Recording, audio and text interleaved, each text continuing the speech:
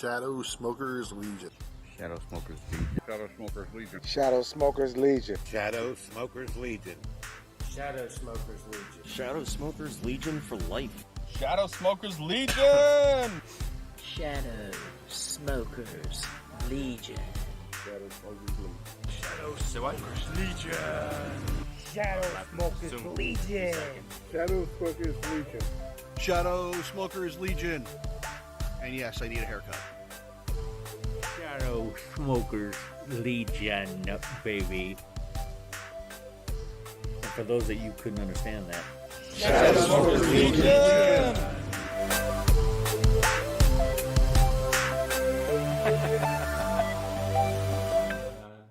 You know, this is like behind the scene talking while the thing's running. It's funny. Anyways, hey guys, Tony the Source Assassin. As you guys heard, we have people in the chat room already, but I pinned myself up there so I can, I can show my beautiful face first. All right, beautiful face first. All right. So today we got chat room to talk about. We have Sherry on the chat room. We have Joe. We have Martin. I don't know. Martin, did you have a good show on the other time? The other thing for your Patreon thing? I don't know. So I wear a China shirt today just for Travis, and long and behold, Travis is not here. Okay. Okay. Anyways, since I think I'm having some lung issue today, because I've been coughing here and there, but it's like dry cough. It's not even bothering me, and since I have no fever, I'm gonna say this is not COVID, and I'm gonna continue to just smoke, and hopefully things will get better. Okay. And yeah, if I'm coughing to death, you know what the reason is. Now, let's get the chat room banned. Oh, come on. Like, as soon as I turn it, unpin it, you guys have to do a coin check.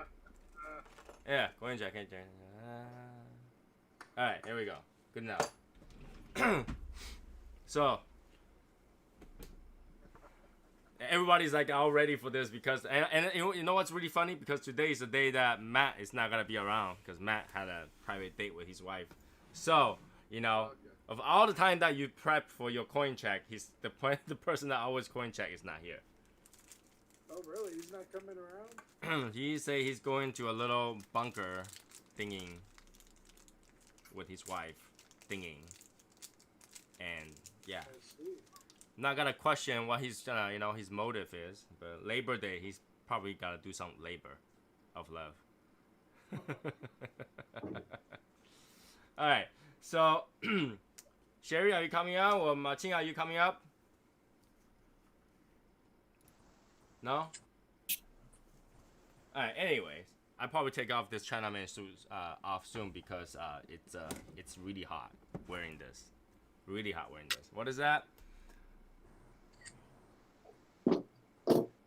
Can't see it? Well, very tiny on my screen, so Pena del something so. Yeah, it came from Yasser. I think it's a Cameroon, actually. All right, here we go. Oh, it's a Habano sun-grown. Habano sun-grown. Nice. So, what about Calvin? Calvin, what are you smoking today? Got the Patina Maduro. Here we go. Start off that. It's Wendy out. Hey, Jim Wilcox, what's going on? You know, I need to change how that chat box looked because I didn't like the way that chat box looked. Going back to the box. What you got, Daniel? Daniel is busy looking at porn. That's right. I am doing the... Looks like a Cuban. Oh, no, it's not. La Raja. Oh, the orange. Orange. Hey, James. Today's James' camera angle is different. I know. Yeah, put his hearing aid in. Yeah.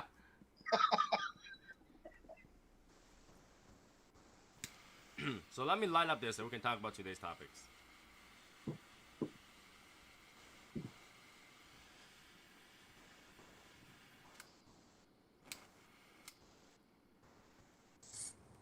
So you guys have to excuse me today if I'm gonna cough a lot, but it's not gonna stop me from smoking. Anyways, today I went to do grocery shopping and I found this. And my wife and I were like, what is the person thinking to name this such thing that, think that people's gonna buy it and not having issue with it in today's standard, okay? In today's standard. Ready?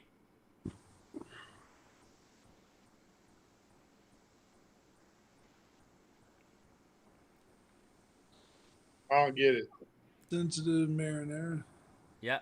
It's a sensitive marinara. It's a sensitive marinara. Not just regular marinara. This marinara is extremely sensitive. Do not bully this marinara. Alright? Don't put it near any allergens. Don't make fun of it. It's very sensitive. I was like, what were you thinking to call it sensitive marinara? Couldn't you call it like light marinara or marinaras without onions and what's that called? Without onion and garlic or garlic. No onion or garlic. Call it millennials marinara. I wonder if anybody ate that. I wheeled by it and then looked at it. I was like, wait, sensitive marinara? Like, Well, I mean, okay, so tomatoes can be very acidic, right? sure. So I imagine they're probably trying to work with that. But the reason they call it sensitive is because there's no onion or garlic. That was it. Oh, okay. Well, Right? That's kind of weird. well, because bland probably is not going to get it bought. Well, then it's bland marinara. I mean, so, sensitive marinara. Just straight tomatoes? Let's call it Luby's. Or some Luby's basil or marinara. something? Wouldn't you just call that tomato sauce? Well, they probably have basil or oregano or something with it, I would think. Good question. Let's call it Luby's marinara. The whole can is red, so it doesn't look like there's basil or anything in it. It's just tomato sauce. Just tomato sauce. So that's weird, right? Well, that wouldn't be a good spaghetti sauce or anything. Yeah, right. I mean, well, you wouldn't use marinara sauce because marinara sauce is actually sweeter. So you wouldn't use that to any pasta, right? You actually use tomato sauce, meat sauce, something like that. But you wouldn't use marinara sauce. I always use marinara sauce as dipping. Never really actually used it as on pasta or anything like that. But then again, I'm weird, so. Dipping like fried cheese? Yeah, you can do it. What's that? Mozzarella sticks. I dip shrimp, cocktail shrimp in it. Gotcha. James is having an issue with his computer, huh? It's going in and out. Yeah. He has been lately, it seems. Time for a new computer. Just because Brendan Wells, I'm going to buy a new TV. He pissed me off so much on that topic. You know what? You buy a new TV, I'll go buy a freaking 4K TV, just put it on the side. I'm not even going to use it. I'm just going to go buy it. I'm actually shopping for a 4K TV yesterday, and he says 55-inch. So I'm going to go buy a 55-inch. Right? Not only I'm going to go buy a 55-inch, I'm going to go spend like $1,000 on it. You have a 55-inch. What's the biggest screen TV you got?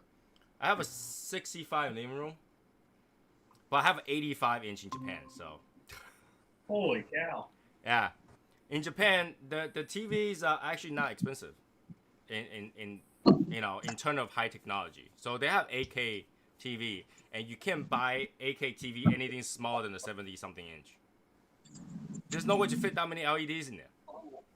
So I had a huge one in Japan. What's going on, everybody? It is Martina Maya, and we're back at it again. What's up, guys? Hey, Martin. Martin, how was your Patreon show? It was good, man. We had a small turnout, but it's all good. Enjoyed the company. That's good. Yeah, he's sending everybody so 5-packs that showed up. It is last minute, so. Yeah. So yeah, if you have 2 people, that's still good.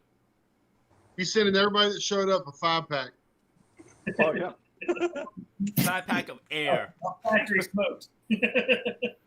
Hey, if you send everybody factory smoke 5-pack at a time, you still add up. It still adds up. So So I was kind of happy because over the week I got my Davidoff in. Hey. So yeah, instead of selling it like this place sell it like this. Which is totally fine because I'm just refill it back in here. Okay. So I don't know why Davidoff can't just sell me this. Because they still sell these. Davidoff that day could have said, okay, we'll order it for you, no problem. And they could have made that money. What is that, like a petite Corona or something? Just, No, these are the size right above a cigarello, right below a like the thin size, so they're this big. Oh. Right. So one size up from this, Davidoff sell it for $10 a stick. One size up, and that's literally like a hair bigger, just a hair bigger, $10 each. So now I have a happy box full of cigars. Yeah. And that's 50 in here. You guys know I smoke this a lot. Every time, like, you know, last few minutes, I finish up with this. So I actually smoke these a lot. But yeah, these are in a pack, and they come in a bundle of 50. So why don't you just freaking sell me this and not waste this boxes?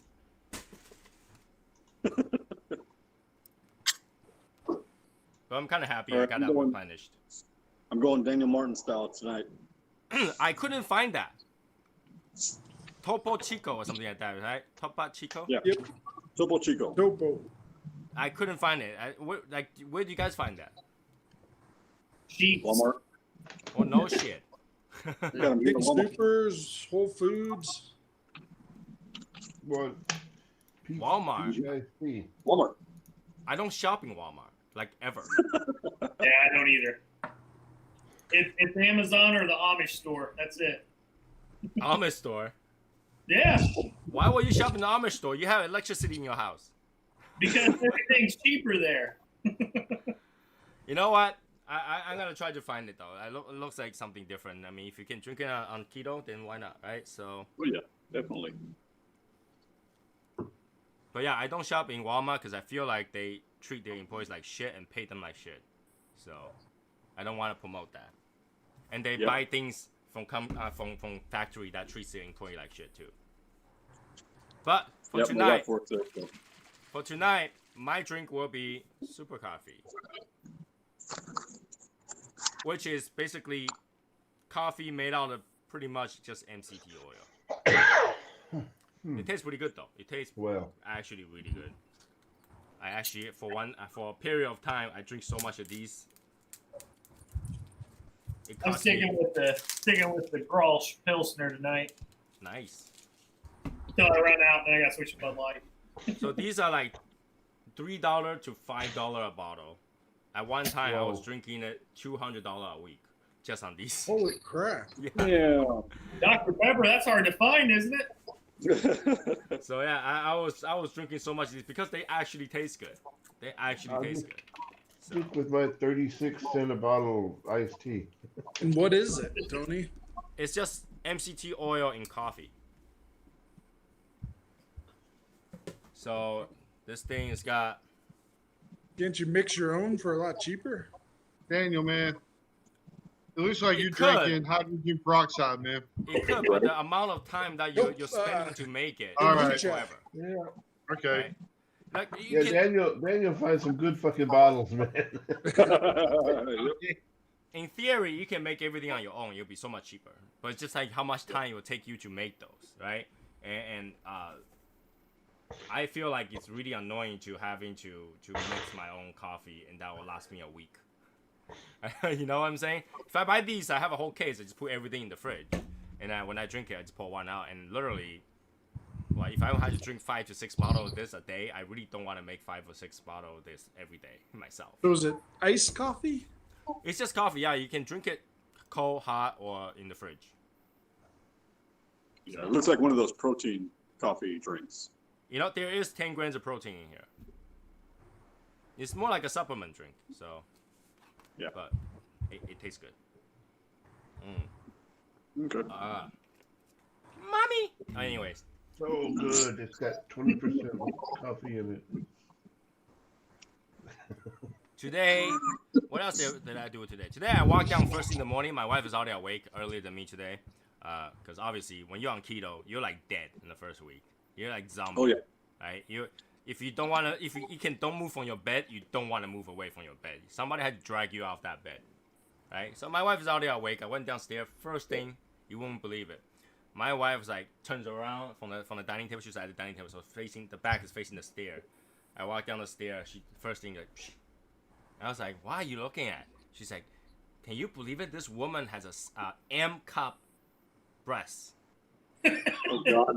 I was like, "What are you looking at?" And she's like, "That must hurt." And I was like, "Okay, do we have to talk about M-size cup right now? Really early in the morning?" The morning you wake Before up. The morning you wake up. Yeah, before my coffee in the morning. Like I literally after that talk, I don't want to add milk to my coffee.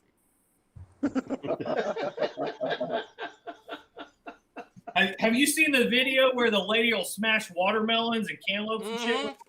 Yeah. Oh God, yeah. That must hurt though. I mean, yes, you can probably use the sheer weight to bang that thing, right? Okay, that's possible, but that will still hurt. Even if you punch, even if your fist, it will still hurt. So what were you thinking? Anything to make money on YouTube nowadays. I seriously feel like there's anything to make money off YouTube every day. So she was talking about how that woman is like, wow, she must be in pain. She's wearing a back brace. I was like, wow, that's a big problem. Wow, right? She's making millions of dollars out of Japanese people who just want to look at the sheer size of that thing. She's a loser, right? And then and that kind of started on my day, right? So it's okay. That's just go for the day, blah blah blah blah. And guess I went out to shop for grocery. I came back again. I went upstairs, just rest a little bit, and I get downstairs again. My wife sit in the same spot in front of her computer. I was like, "Oh, let's cook dinner," and she goes, "You remember Aaron Carter? Anybody knows Aaron Carter? That Creed boy or something? Yeah, he's one of the. Yeah, I know him. He's like a druggy musician, and his brother was one of the Backstreet Boys. Yes, or something. yes. And for one time, he actually released a song when he was younger, very little young guy, right? Yeah, he was on one of those celebrity. He screwed up so much. He screwed up so much. Now he's a porn star. Starting today. What? Starting today, he's a porn star. Well, he was a gay guy. He was gay too, wasn't he? No. He had a girlfriend. So, and then not only that, his girlfriend is also a porn star. Didn't he like put a portrait of her on his face, a tattoo? I don't know. I haven't seen his face for a long time, but when she told me this, I was like, okay. Yep. You go from being a teeny bopper freaking musician to a porn star. Yeah, and his brother is still pretty successful, and you would think that he will do something with his life, even if he fuck up, right? Well, if I remember correctly, I think his brother has a restraining order on him or something. I have no idea. I didn't read about them. So like, she said this to me. It's like, you know Aaron Carter? He's a porn star now. I was like, what's with today's theme? All right, today is all about this thing now.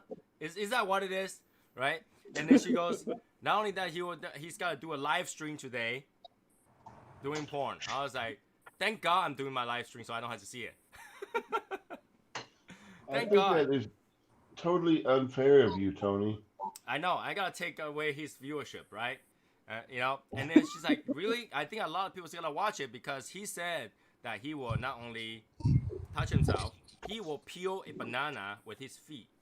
I was like, wow, he's very talented. He's got like a Medusa tattoo on his face. Oh God. He's he's very talented. I can see. No wonder he can get any other job and then being porn industry. Yes, very good, very good. His parent must be very proud of him. So yeah. You misunderstood, Tony. Yes. That's why that's the weird-ish things that I had today. That's the weirdest day I have. Weirdest Saturday, Labor Day. It's not fair for you to start going there before the after show. That's what I'm talking. No, well, this wasn't an after show material because this is actual news. That's actually happening. This is actually happening, right? Let's call it the hook. That's the hook. He's got to generate a little bit of tension in the show. No, actually, the topic I just talked about now will get everybody leave the channel, literally. We're gonna go watch it, yeah. So yeah. So Is it today an I was actually OnlyFans looking. thing? Say what? I said, is it an OnlyFans thing? You know, he also have OnlyFans page, and he dared to charge $25 a month per person. Man, once you hear that, my team were like, dude, we do our Patreons wrong. We literally do our Patreons wrong. Yep. He could win the contest without peeling the banana thing. What? Oh yeah, he would at Martine's contest.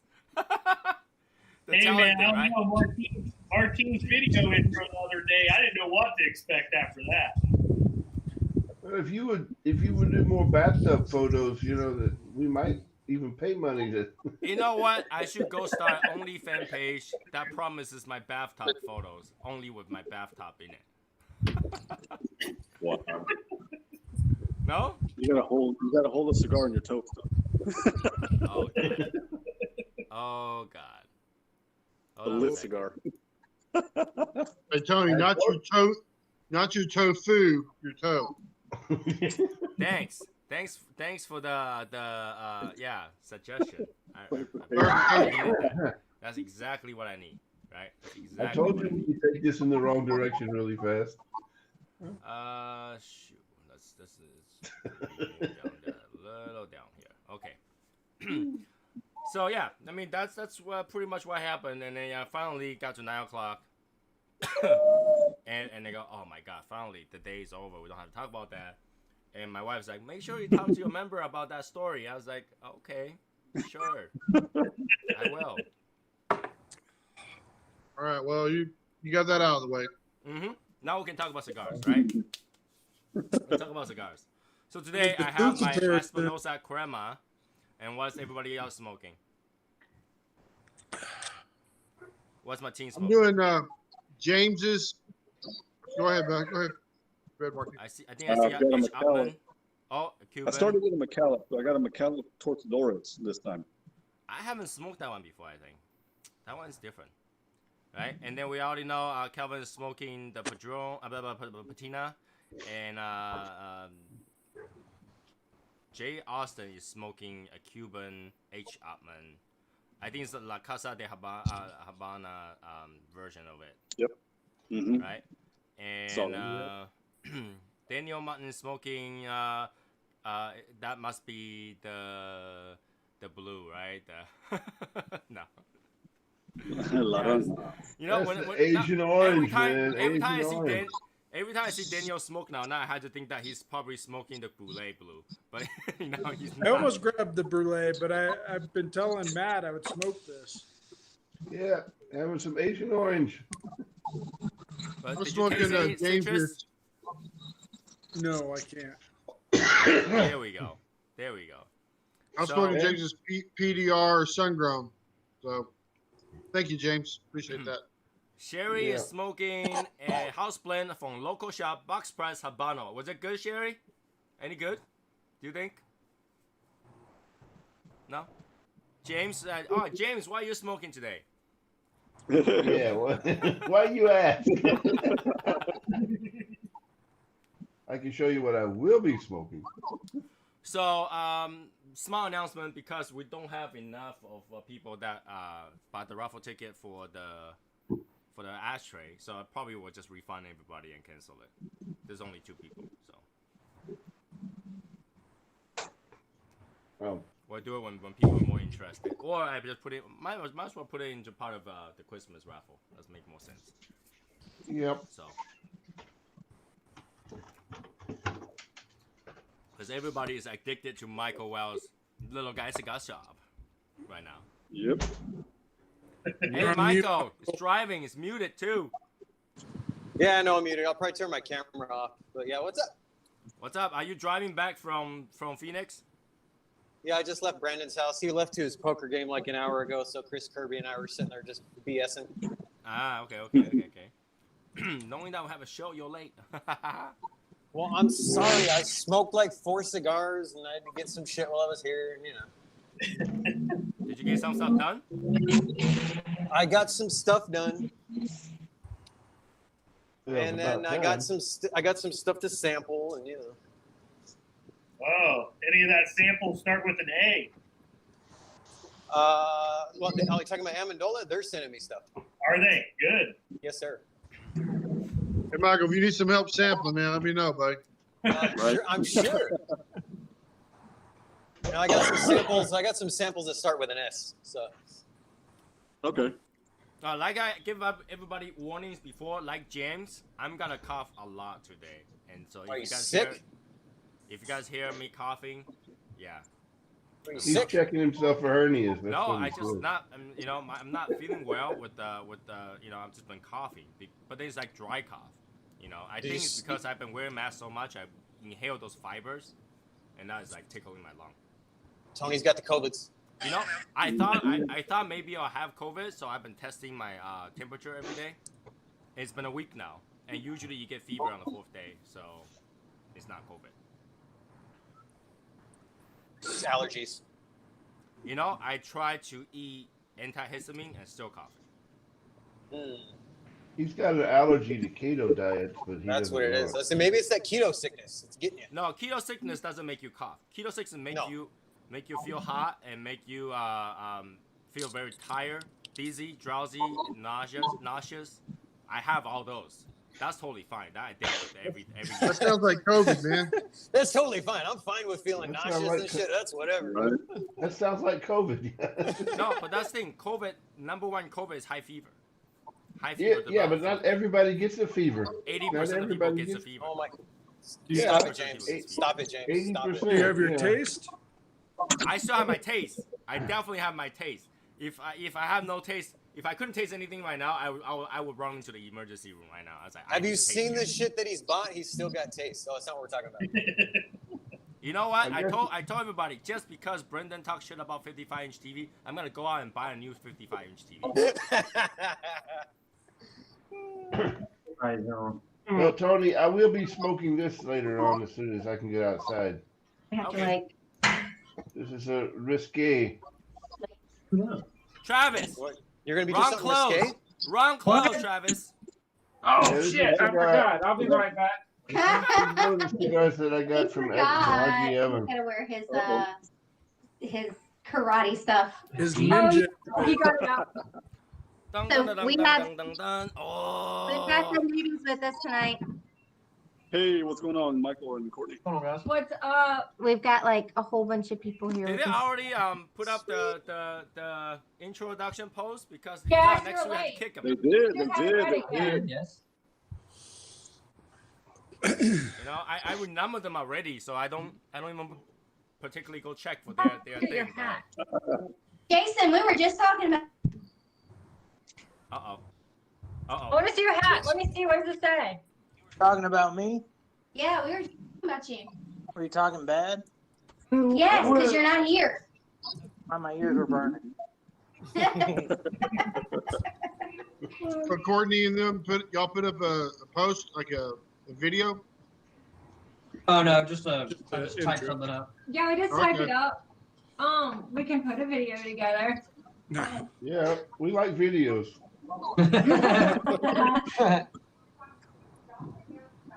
It's all good. So It's all good. I can wait. Another week about. Hey. So yeah, I'll try to figure out what I haven't done this week. I did definitely post up the links for the swag for all the members. That's new because not even Hashimoto knows what we have. We have patches. We have stickers. What? Right?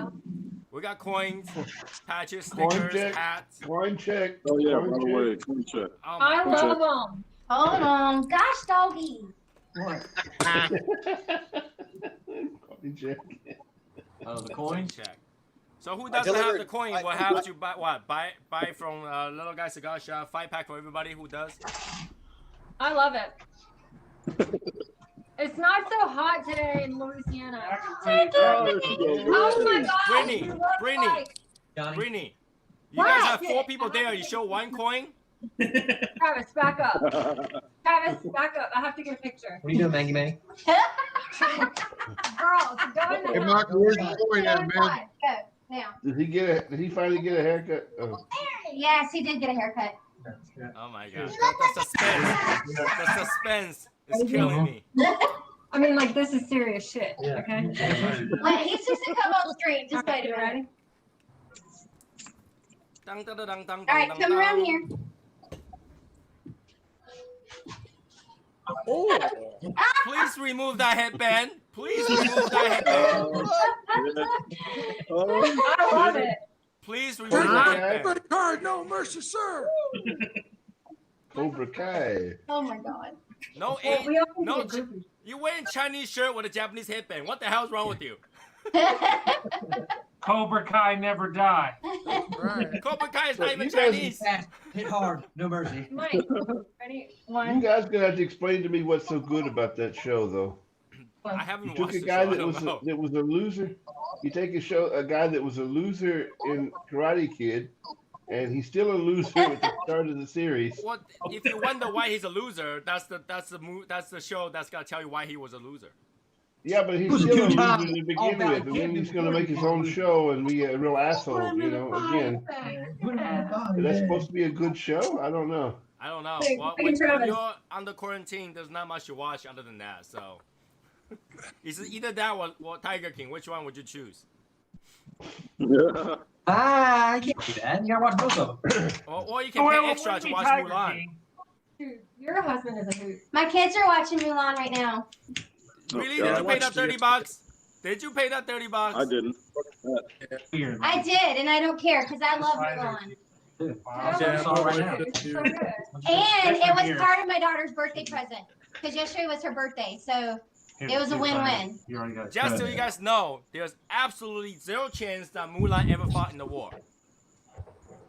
Yes, she did. Tony, stop it. No, if Tony, you, why are you so negative? if you look at historically, she bind her foot. You think anybody who bind their foot can even run on a freaking war?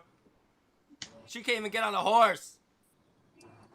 So Wait, I thought only concubines bound their feet. no, every girl bound their feet because at the time men like small feet. So if you bind your feet, you're more likely to find a man. Because at the time they think big foot are ugly. So she actually bind her feet. And do you really think the crane kick works too? What? Where's the fan? I'm getting ate up The already. crane kick might not work, but if you had a dragon and quick it with you, it might. Dude, that's so. Yeah, my wife saw Oh the yeah, we price. know the crane kick works. We saw it in Karate Kid. That's right. My wife said if there is no Mushu, it's not Mulan.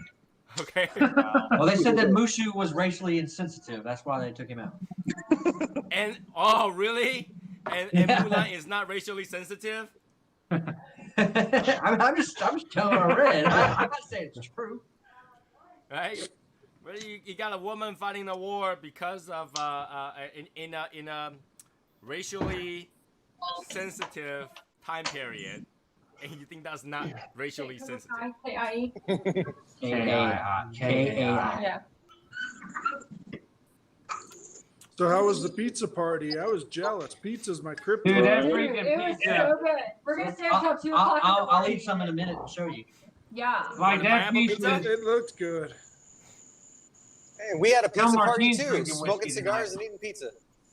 Right before you guys are on, I was talking about how I went to the supermarket today and I found Oh my a God. jar of marinara Marijuana? sauce. Called, Oh, jar of marijuana? Marijuana sauce. marinara sauce. That's a cool store. called What store is that? Yeah, you're shopping in the Colorado. wrong store. So I found a jar of this called the sensitive marinara. Oh my God. It's all you, Tony, right there. Karen Marinara. No, it's sensitive. It's What's your sensitive. new Hey, name? Michael. What's that? Boom. Hell yeah.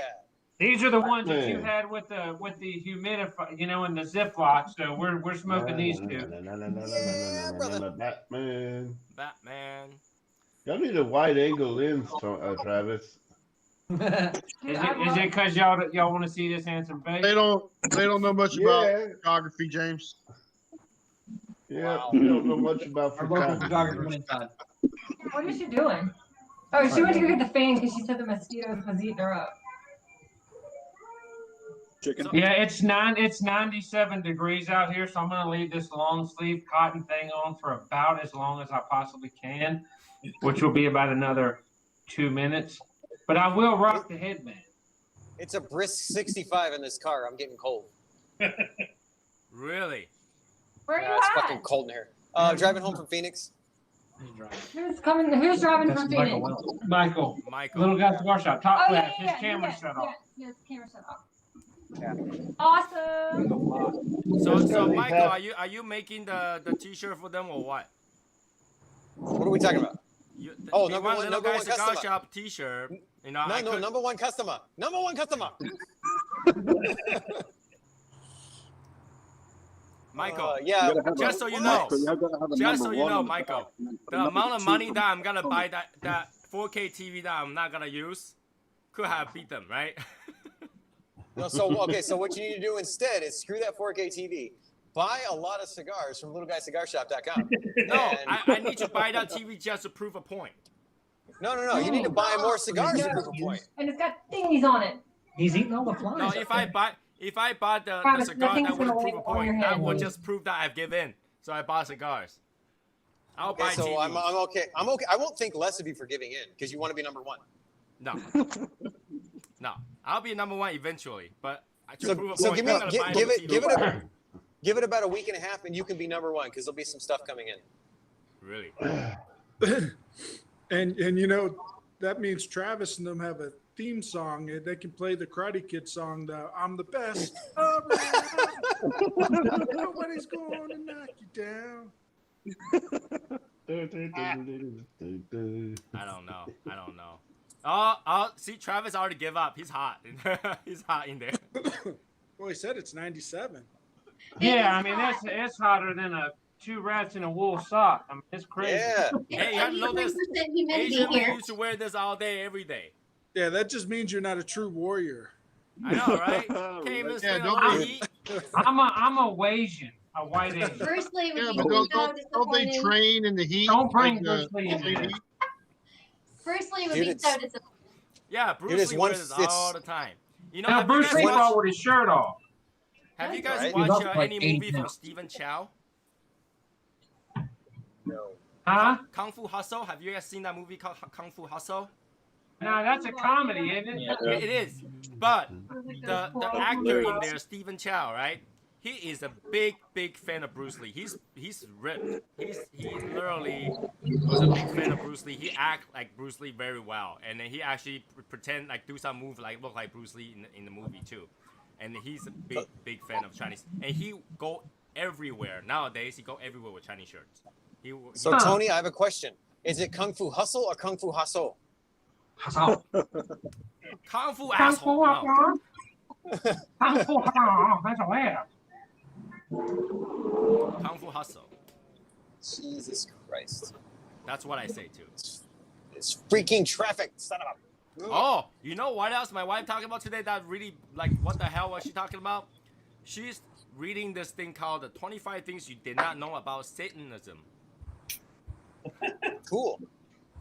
Apparently, Satanism is more like about liberation, not about worshiping Satan. No, it's about doing whatever the hell you want to do because you can. Yeah, pretty much. Like, it's not like about like evil or anything. Just doing what you want to do. Liberation. That's what the devil wants you to think, Tony. Right. And after you read that 25 thing, you're like, oh, good way to try to recruit more people became Satanism. Yeah. Right? Because because they were saying that Satan's name is really not Satan. Satan's has different name, but the word Satan came from meaning. I think the word Satan came from another word that means people who rebel against God. So. Tony, you gotta see those photos. What? What am I missing? Go see those photos. They're hilarious. I mean, I was hoping to get just a top shot. Like if you leave it like that, it looks pretty cool. But when you're like, hey. Socks and the flip-flops, Travis. That's Chinese. They wear socks with flip-flops. Ain't that right, Tony? I'm trying to look for it. Hold on. Hold your horses. Pull your horses. Chinese wear socks with flip flops. Why didn't you get the Chinese pants too? Well, they don't fit anymore. He'd only be able to wear one, and that would be both legs combined into one. They would look like capri shorts. I didn't want to look like Justin Bieber. Now I have a little issue with the post I just read for introduction post. Mike Vicari. Mike Vicari, please raise your hand. Who's Mike? Is Mike here? He's calling you out, Mike. Huh? He's calling you out, Mike. Oh, I'm sorry. What's up? Just so you know, Mike, Tony complains a lot. Just so you know. Yeah, right. just get used to that. Hi, everyone. A little about myself. Husband to my gorgeous wife. Right? Courtney, who I met after my first deployment. Father, triple space. Father to two beautiful daughters, Micah and Cortland, right? Is that how you pronounce it, Cortland? 14 years as a combat medic in Louisiana Army National Guard, and still in. Deployed to Iraq in 07, 08, and currently set for another deployment back to Iraq in a couple of months. I work full-time as investigator at the East Baton District Attorney Office for the last 9 years, right? A vet shooter and builder of multiple AR-15, so guns and cigars, right? So was introduced to cigar work by this group and to this group by Travis and Brittany, our wonderful friends and neighbors. What's wrong with that? What's your problem now? It's not video. Oh my God, shut up. All right, look, I got some time tomorrow. We'll make a video. Now, here's the thing. Let me ask you. AR-15s, can we shoot 1,000 rounds in a second? I would love to see 1,000 rounds in a second. Stop. A second. How was your picture the one that you just built? Hey, I bet you Jerry Miculek could. I don't think any guns out there can shoot 1,000 rounds in a second right now. Right? How fast would that be? That's like speed of light. Even that's too slow. Whatever. Fuck it. Anyways. That's why it was. That's why it was a joke. Navy phalanx thing can shoot pretty quick. I don't know about that though. Maybe with Parkinson's you can. So I watch a small section of video Tim posted. Tim Swanson from Cigars Daily posted. He said that some people actually cleans their guns in his shop. How many people believe that? In the shower? In the shower? In the shop. In his I believe it. I mean, maybe one or two. It's in Arizona. They got pretty nice gun laws in Arizona, don't they? Anyone can carry in Arizona, right? Right, but you will go to a cigar shop where everybody's lighting cigars up to clean your gun. No, that'd be a little. I don't know about all that. What do you think we were just doing in Brandon's lounge? That's not a cigar shop, is it? I mean, maybe if I'm with like my buddies or something, you know, and it's like a private thing, maybe. But I wouldn't just pull my gun out and start cleaning it in a public place. Yeah, you would have to bring in like a whole bag and crap. They were cleaning their guns. Because there's stuff that goes down, my gun's cleaning taking apart. equipment and all that stuff, and you're like, you know what? Right now I'm gonna disassemble my gun, pull all the springs out. Disassemble it or something. But... You got to have a lot of room. I mean, I use a whole pool tabletop. I got this question, and for my friend the other day, I was talking to him. I was chatting with him because we cannot brandish. You cannot brandish a gun, right? Right. That would be illegal, right? Can you brandish a magazine? Magazine? No, a magazine's not a firearm. Yeah. Huh? No. No, a magazine's not a firearm, so it shouldn't be a problem. So here's the thing, though. Now, since you cannot brandish a gun, to avoid trouble, you can just accidentally drop a magazine.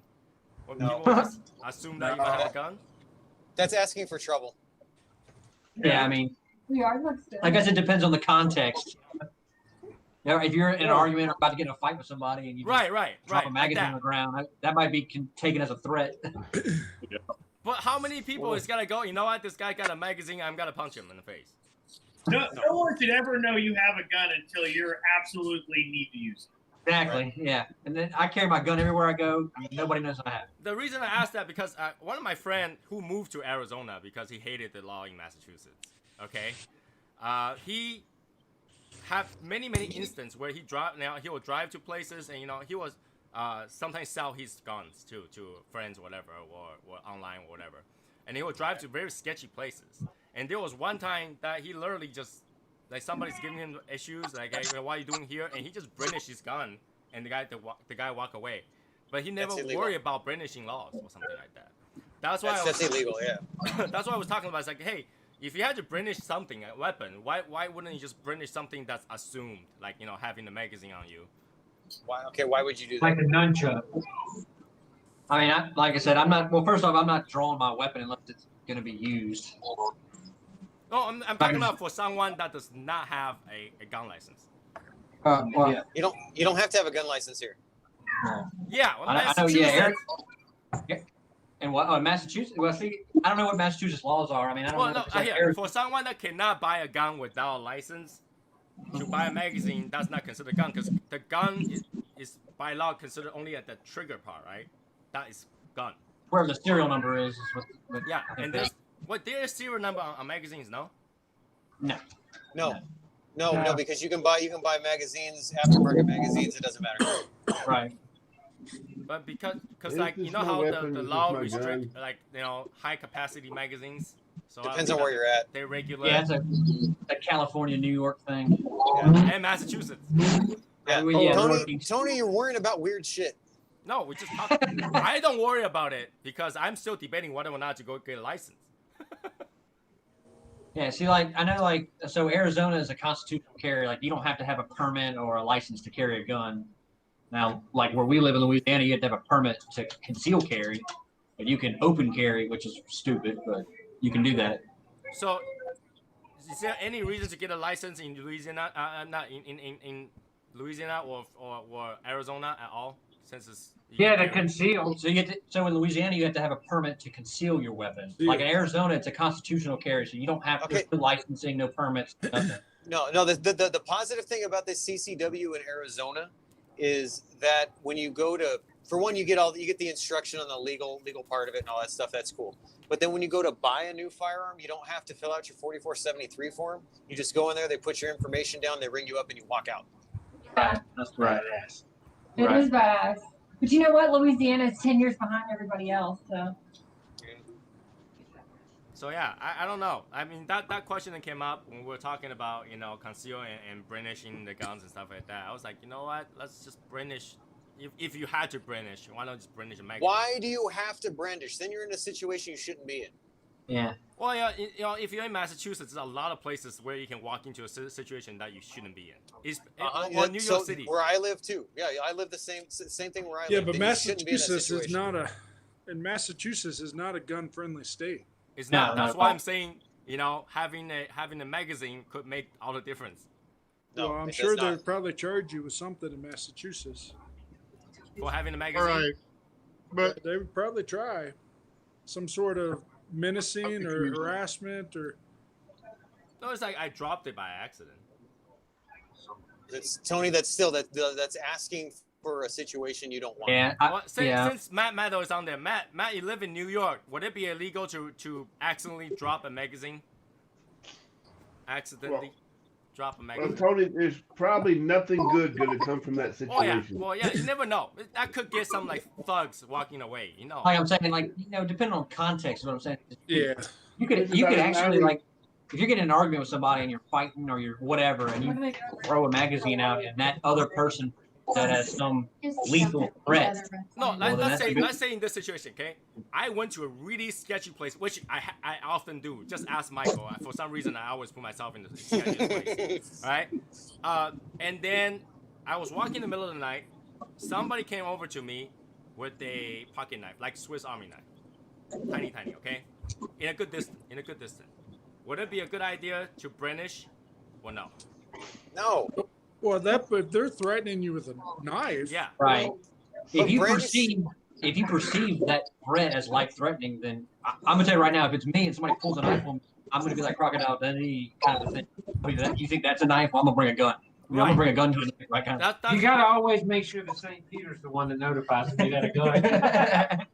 If somebody dropped a magazine on me, I would probably be like, shoot the guy.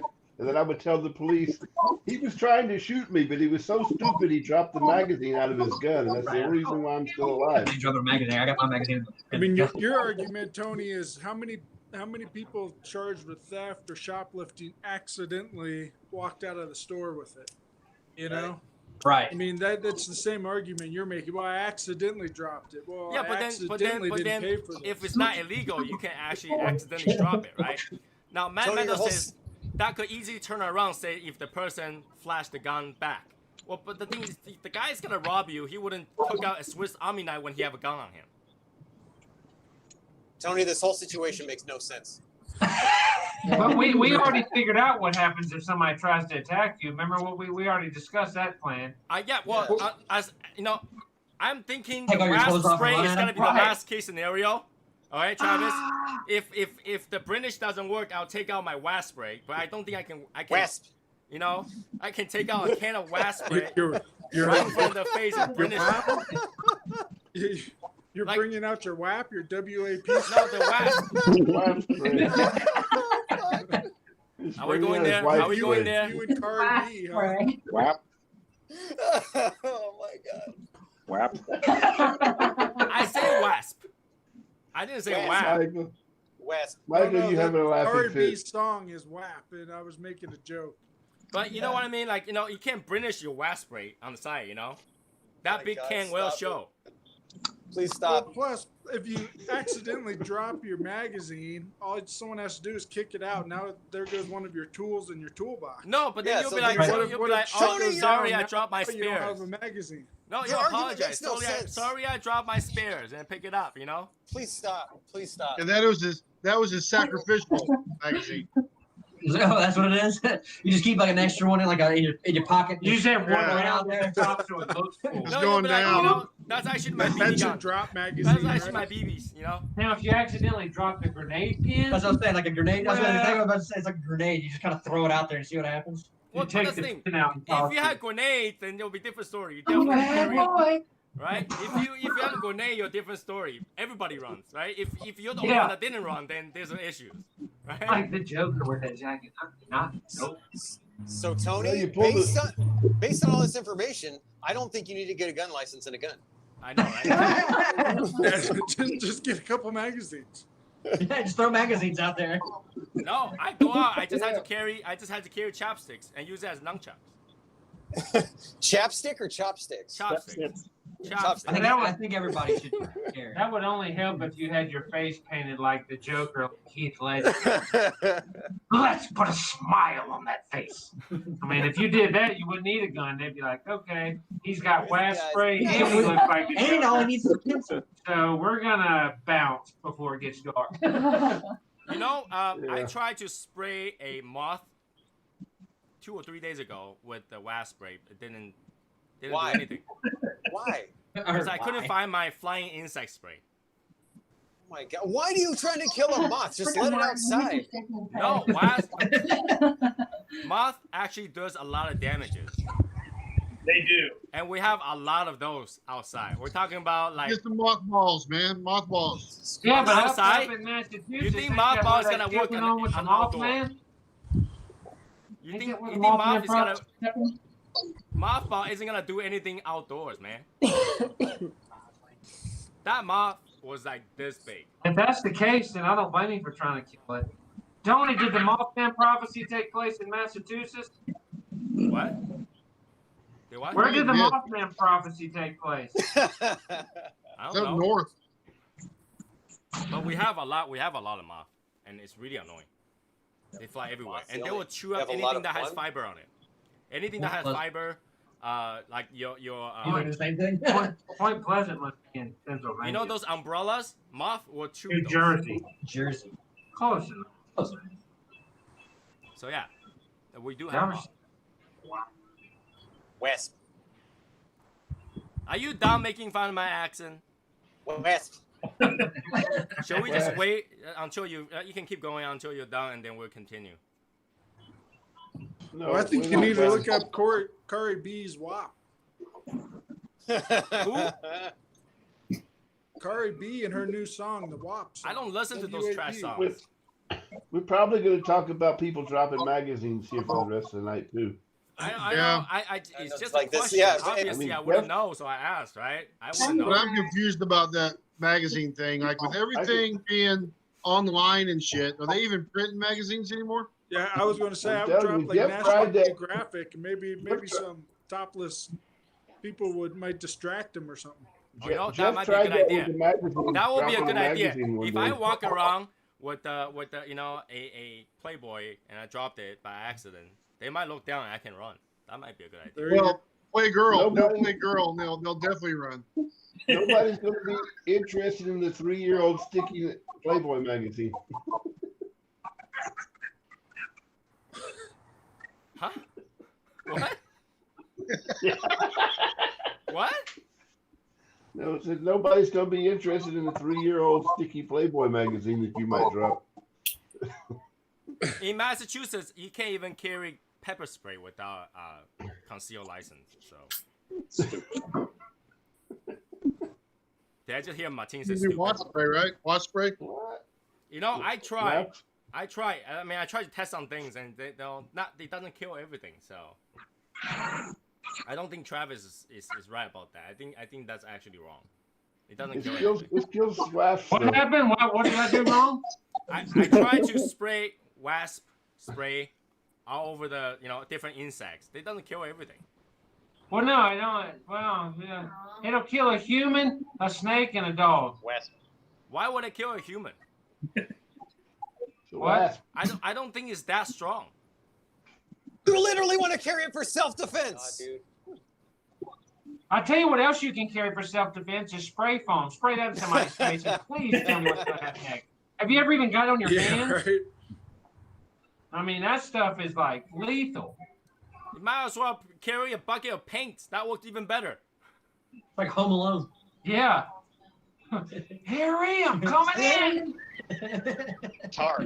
I don't think anybody can react Or to just get a someone tarantula. pouring a whole bucket of paint on I them. would say like that. Shit. I would do it. Right? I don't think anybody can react to that. If somebody just take out a paint, like a bucket of paint and just pour on you, you can't even react So to that. Tony, Well, get we yourself would- a small bucket of roofing tar and just carry it with you. No, I just carry a little guy with me. We No, would I actually would use. I know. We would actually use deck sealer. We wouldn't use paint. Just carry that glass bottle of that liquid fart or that liquid ass. No. Liquid dick sealer. Dick sealer.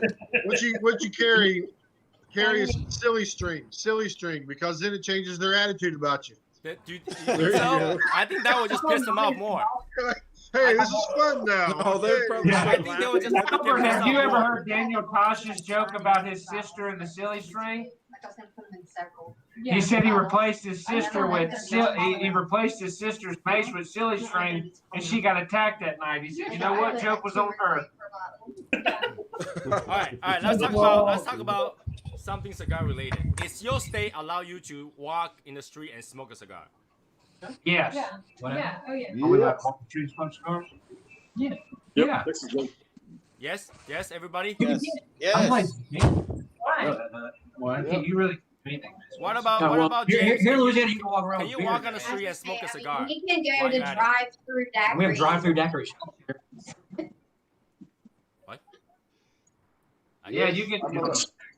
I'm allowed to We have brandish a drive-through cigar. alcohol. Yeah, you can drive through and get alcohol and to-go cups. Well, I'm talking about cigar now. Like, can you walk in the street and freely smoke a cigar as you walk Yes. Yes. Yes. near a building?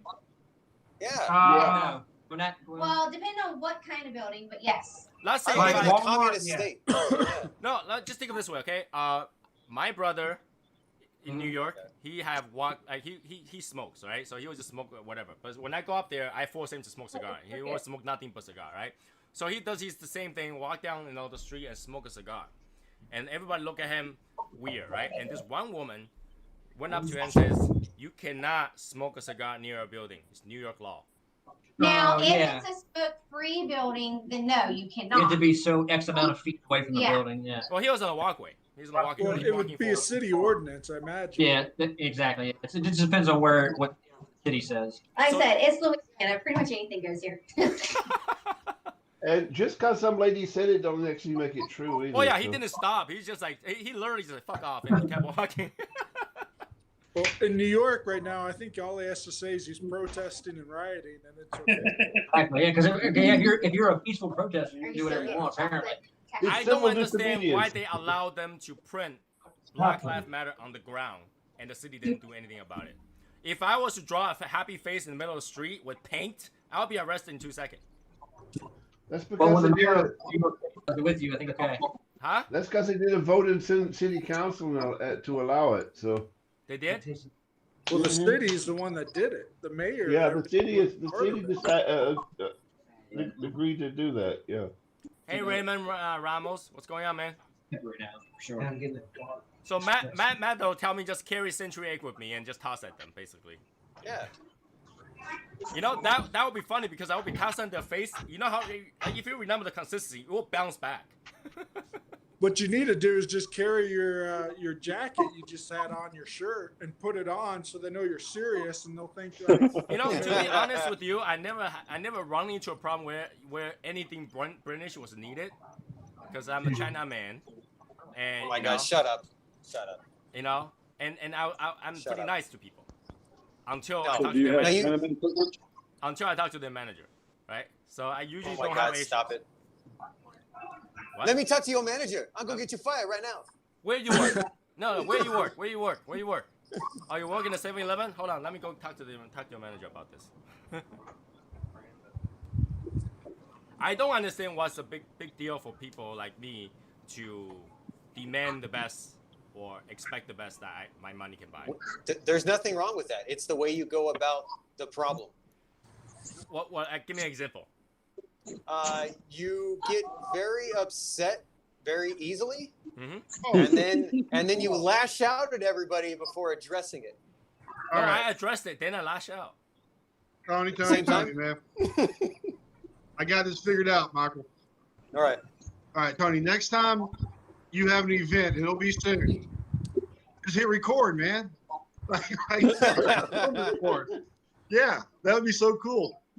Then we can tell you what's going on with it. No, see, that's not the point. That's me trying to prove that I'm okay.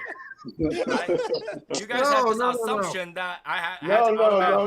That's not you trying to prove you're okay. That's you giving us something to laugh about. Yeah, pretty much. I mean, what the hell? That's right there. Evans, your problem is that you don't use WAP spray. What the hell is WAP spray? I say WAP. I would say what it means, but we're on YouTube, so I won't. You know what? No, I can Google it. No, hold on. It's please wet, Google it. wet ass, and I'll let you fill in the pee. Yep. Yeah. Yep. We need to get yeah, because when I think WAP, I think about the wireless application protocols for encryptions, but I don't know what WAP stands for. Well, you're gonna find out. It stands for. Make sure your volume's down. I'm looking at Urban Dictionary, right? That's where I should be looking at, right? Well, Tony just doesn't. look up Kari B WAP. Okay, Tony doesn't know anything. He doesn't know anything about that anyway. So doesn't matter. Okay, I read it. Okay. What's the big deal? We're adults. What's the big deal? We're adults. Sometimes. He still has the band on. Sometimes. Yeah. You know, I We feel don't very have a problem attacked with right that. It's now. I Tony feel that's very going to get attacked the right warning from I need YouTube. some of those sensitive, marinara sauce. Oh my God. Sensitive. So your name is new name is Karen Marinara. Actually, that sounds like a possible name for Italian. I don't know. He can't even say Yeah, that. Karen was in the Goodfellas. That was the girl. That was the lady's name. See? There was. Tony would have a problem with that name if he, trying to tell people what his name is. Karen Marinara. I mean, I'm like one of those most hated person, but then when it comes to negotiation, people are fine with me. I don't know. Who said Okay, that? there you go, man. That's the trick, Tony. Huh? Anytime your food's not right, just treat it as a negotiation. I do. That's the problem. Oh shit. People would be asking him how many L's are in marinara. So this is Rick Sanchez. Hey, Rick Sanchez, what's going on, man? Wow, that name is from Rick and Morty. Is it? I don't even know. So I don't even know. I know there's that's a possible troll coming up, but we'll see what he have. We'll see what he have. Anyways, so yeah, you can smoke, but then you cannot smoke near a building. Is that what you guys saying at your place, basically? Right. So, but then isn't like everywhere? It's, yeah, within I forgot how many feet it is. Some places are like 6 feet. Some people are like 10 feet. Some are like 20 feet. Just depends. Yeah. We don't have that problem here. Shut up, James. Yeah. So James, now that you live in Germany so long, right? Where do you think has more, like, do you think Germany has more regulations, or do you think U.S. has more regulations? I think Germany's got more regulations. Germany's got a thing, saying if you don't have a rule for it, make one. Germany's got rules for everything. So you think that James more regulations is good? And if you want to do something, make a club out of it. I think that the more or less regulation doesn't make a bit of difference at all. I think it's the people getting all panties in the wad about the regulation that makes the problem. Because I remember that if originally we have 10 rules and I make 12 rules in a group, people go nuts. Yeah, that's what I mean. I think it's the people getting their panties in the wad about regulations. It's James being a hippie. That's the problem. But going back to that Michael thing, Michael, do you want to make the T-shirt? Do you want me to put it on the swag website automatically anyway? Please, what are we talking about right now? Didn't somebody demand to? I think it's Stacy demands to have a little guy cigar shop T-shirt. I will take care of it. Don't worry. All right, here we go. See? All I need is a white T-shirt. So Martin, you hear that, right? Tell Stacy that Michael will take care of it. Tell her not to worry about it. Okay. I'm sorry, I'm doing 90 mile an hour. I'm driving. Easy peasy. Compared to Brendan's driving, that's nothing. Oh, I'm driving as fast as he does. But then he also streams and smoke, at the same time. Did you just say marinara with a Chinese accent, Michael? Yes. Marinara. Marinara. What? Melanoma? What? Marinara. What? We need a Wasp spray T-shirt. No, we don't. Man, we don't. Wasp. Yeah, we do. It's wasp spray, not wasp spray. Wasp. You gotta figure out how to spell that. Wasp. Wasp. W-A-F-T. Wasp. I don't know why. We need. A year later, you guys are making fun of my accent because a year ago, no one blinked at my accents. We've warmed up to you. We've got to know you. We've got to know you by now. You should know I have accent by now. Stop being polite now. I know, right? Like, what is going on here? Everything I say, just pick on it. It's only certain words, Tony. No, it seems like every word. It only seems like that to you. It seems like that to me, yeah. Seriously. What? Anyway, I can hear the frog again. James, you need to start speaking in German so the frog will stop. Was soll ich machen? Ich soll Deutsch sprechen. Thank you. Goodbye. What I miss? Anyway, I spoke German. You're like, what the hell? Yeah, well, I wasn't sure if you speak English. You say, James is trying to speak in German. I speak German. You're like, what did I miss? Well, yeah, I wasn't sure what you're speaking about. So, I can't tell. Yeah, that was the problem. I can't tell. Everything sounds the same to me. I didn't expect you to understand it. I mean, if you start speaking Chinese, we won't understand either. True. No, except Travis. You'll be like, oh, yeah. Linda, I would Linda. Linda. For Travis to understand it, you got to dub it. It's got to be dubbed. Yeah. Yeah. Subtitle it. Have a subtitle. Yeah. Oh God. So, So now pretty much every state is saying that you cannot smoke near buildings. You cannot smoke near any inside a restaurant. Is that the same for everybody? You cannot smoke inside a restaurant. Yeah, we can't smoke inside a restaurant. If they serve food, If they serve food, you cannot.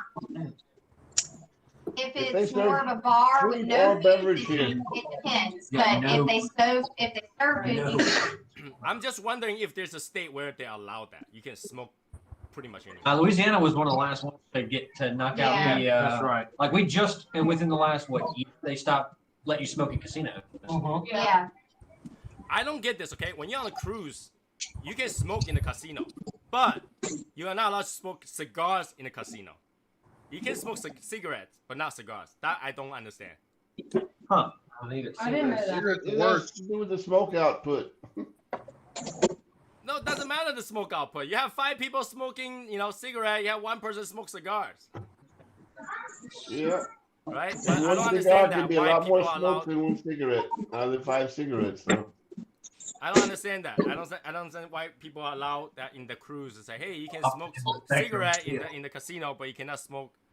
We lost Michael. He just Maybe we should like lobby to have like Corona-sized cigars. We can smoke those. I wonder if you can. Well, smoke they cigarillos. wouldn't let you because it's got the name Corona.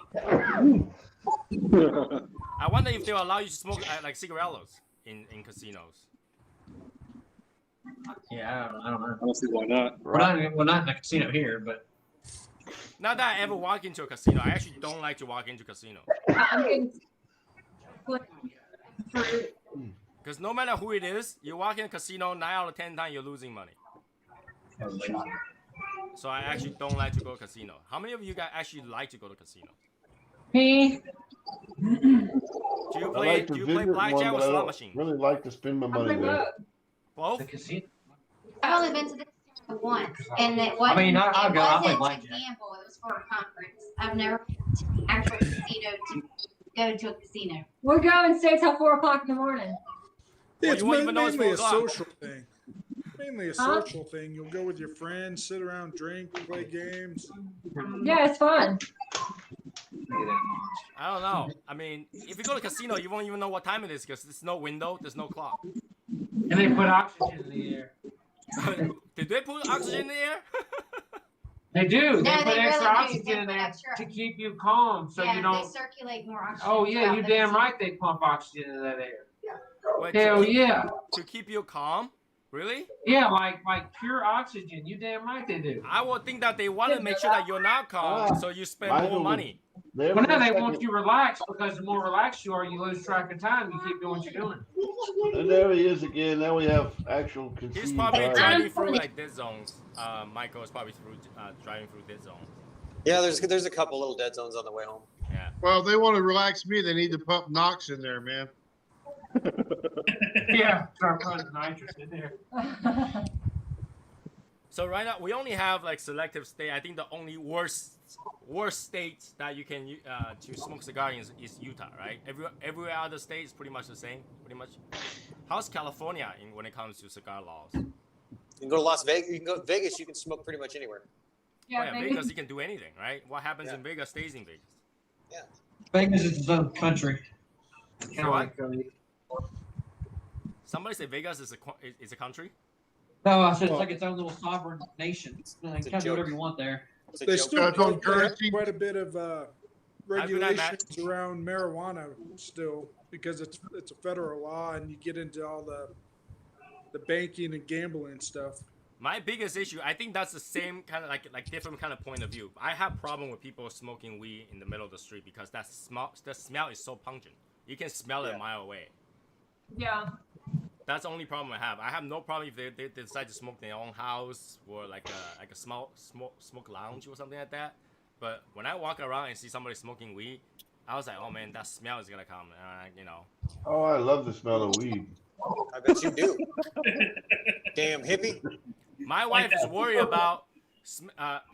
Remember I told you guys that I was in a hotel and then like literally every night somebody was smoking weed, right? We can smell it. My wife is worried about doing the drug test next week. Nah, she has nothing. Yeah. Don't work like that. You'd have to be sitting in a van with Cheech and Chong, and then you may have something to worry about. But still, it's a small chance. Who's the one that told me that you had to, there was like a research, you had to be like 5 people inside the thing, and then inside a car, and then the 5th person will be fine, internal drug test or something like that. Yeah, because by the time the secondhand smoke isn't carrying all the cheese. Well, that smell is pungent. Holy shit. Oh yeah. Well, it's an acquired taste. Oh my God, stop it. All right, so next question is, how many people actually is interested about those cigars made in Africa? Don't know anything about it. So there's like, I About think the Cameroon? there's like 2 companies right now in Africa is going to release their own cigars and try to break into the market. And They'll try it. And I think, why not? I don't think it's that big of a deal, except that they all gotta use Cameroons, right? I'm sure. But there's a lot of cigar out there that's already making cigar with Cameroon wrappers, so I didn't think it was that big deal. I think that they would jack up the price because the amount of money that they have to export cigars from there. I don't know how that was being controlled. So, but yeah, I heard a lot of people talking to me about that. They're like, "Hey, did you know that Africa is making their own cigars?" I was like, "Dude, Africa has been making tobacco leaf for like forever. So they making cigars. It's just like, hey, why do we just sell the leaves? Why don't we just make our own cigars, kind of thing, right?" The question is whether or not they will all be like a pure Cameroon, like Cameroon in and out kind of thing. That'd be odd. Huh? That'd be really odd. That'd be a really, really spicy, earthy cigar. Because they Well, obviously any tobacco grown over there, Cameroon, even if it was to be a Connecticut. I think they only grow Cameroons there, so they'll have to import other leaves if they want to make a blend. Well, Cameroon has problems in some areas as far as acclimating to the climate. Yeah. What do you mean? It's a really delicate leaf. Right, but that's why they all grow in Africa. Literally in Cameroon, Africa. Michael, you have to say that so that Tony can understand it. It's a really sensitive leaf. It's a very, very delicate leaf. And what the problem is? What is the problem? Delicate leaf. Very delicate leaf. So is Corojo. I got cupcakes. Yeah. You do with that plug cake. Did you say babies? So I don't know. I think that sensitive. It's a sensitive I think leaf. it might be very interesting if they release a cigar that's in and out all of Cameroon and nothing else. I want some of this. It's on counter all day. Anybody want some John?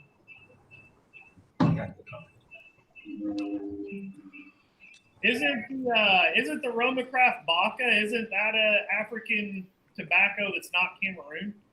I have no idea. Somebody knows? No? Michael, I'll maybe? Google it. No idea. No I'll idea? Google it. I'll Google it. Google it. I think so, yeah. Google. And Aladino's a Cameroon rapper in Honduras now. Let's see. People talk about Cameroon, but when you talk about a Cameroon wrapper, you're talking about the Cameroon seed. Not necessarily You're literally Cameroon talking about grown wrapper. it's grown in Cameroon. You can't even call it Cameroon without growing in Cameroon. It's almost like champagne. You can only call it champagne if it's made in Champagne. Well, they call it Habano, regardless of whether it's where it's been. The Baca uses a Cameroon wrapper. Cameroon rapper, yeah. Saw that. I'm trying to find it. See, 2 sides. The Baca is a Cameroon wrapper, and the filler and binder are secret. Oh, great! That really helped. You guys could go to Peru and try these cigars. That cigar is good though. Baca is pretty good. I haven't had one. You haven't had one? Nope.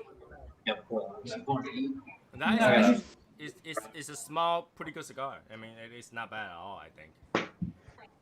It's just me, my dad. Here's a question for Little Guy Cigar Shop, though.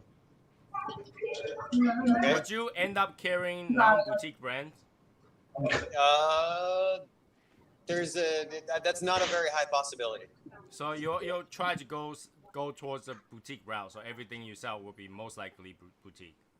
That is what I would love to maintain, is because that's that's a better niche of the market when it comes to like, you know, releases and people searching out new things. The boutique market's kind of blown up in that aspect.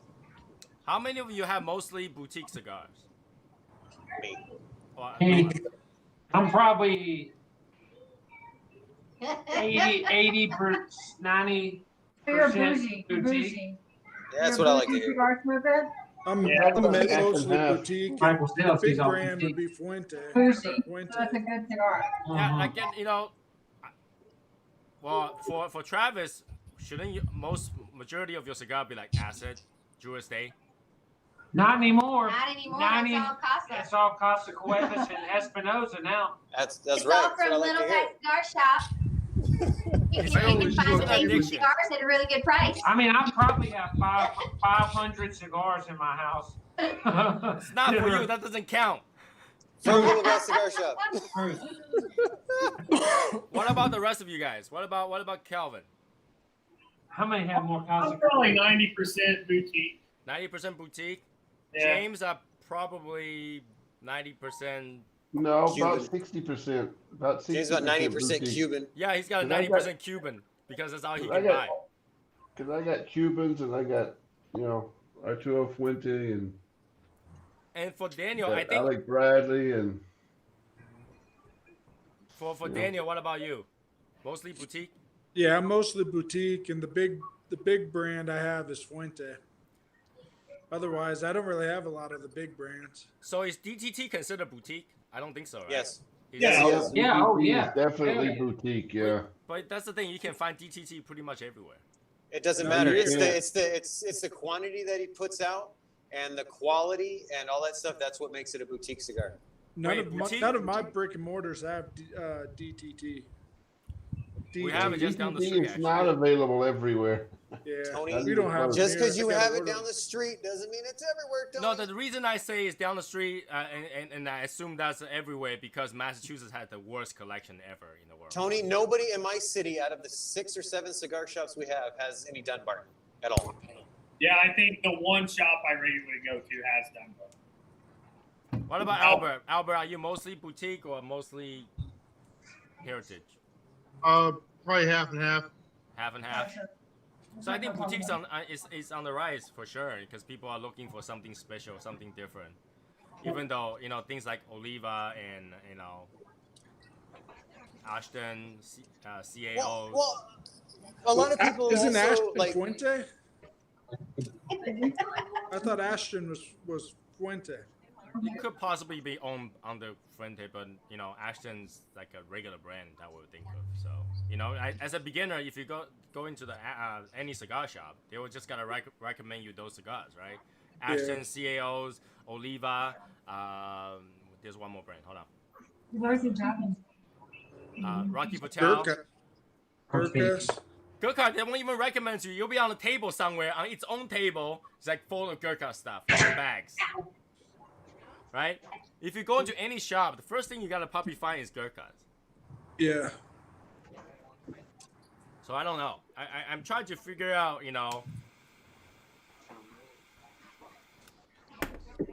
Davidoff is not boutique, is it? Yeah, well, yeah. Oh, hell I think yeah. it is. I would say it is. Orange that coffee grinder. Davidoff is totally boutique. But Yeah, then they're if good. you're talking about amount of cigar they release a year or they carry a year, they produce a lot of cigars. Yeah, but they do so much limited stuff. That's what keeps them in that boutique niche. No, the limited cigars are re-releases of old cigars. It's $20 a stick plus price tags. Yeah, they're Everything. definitely boutique. Like Keeps them in boutique, yeah. Based All on right. price So the tag? definition of a boutique cigar is a cigar that's made in smaller, limited quantities and is only made at a small factory. Yep. Davidoff is not boutique at all. I Really? wouldn't consider them boutique.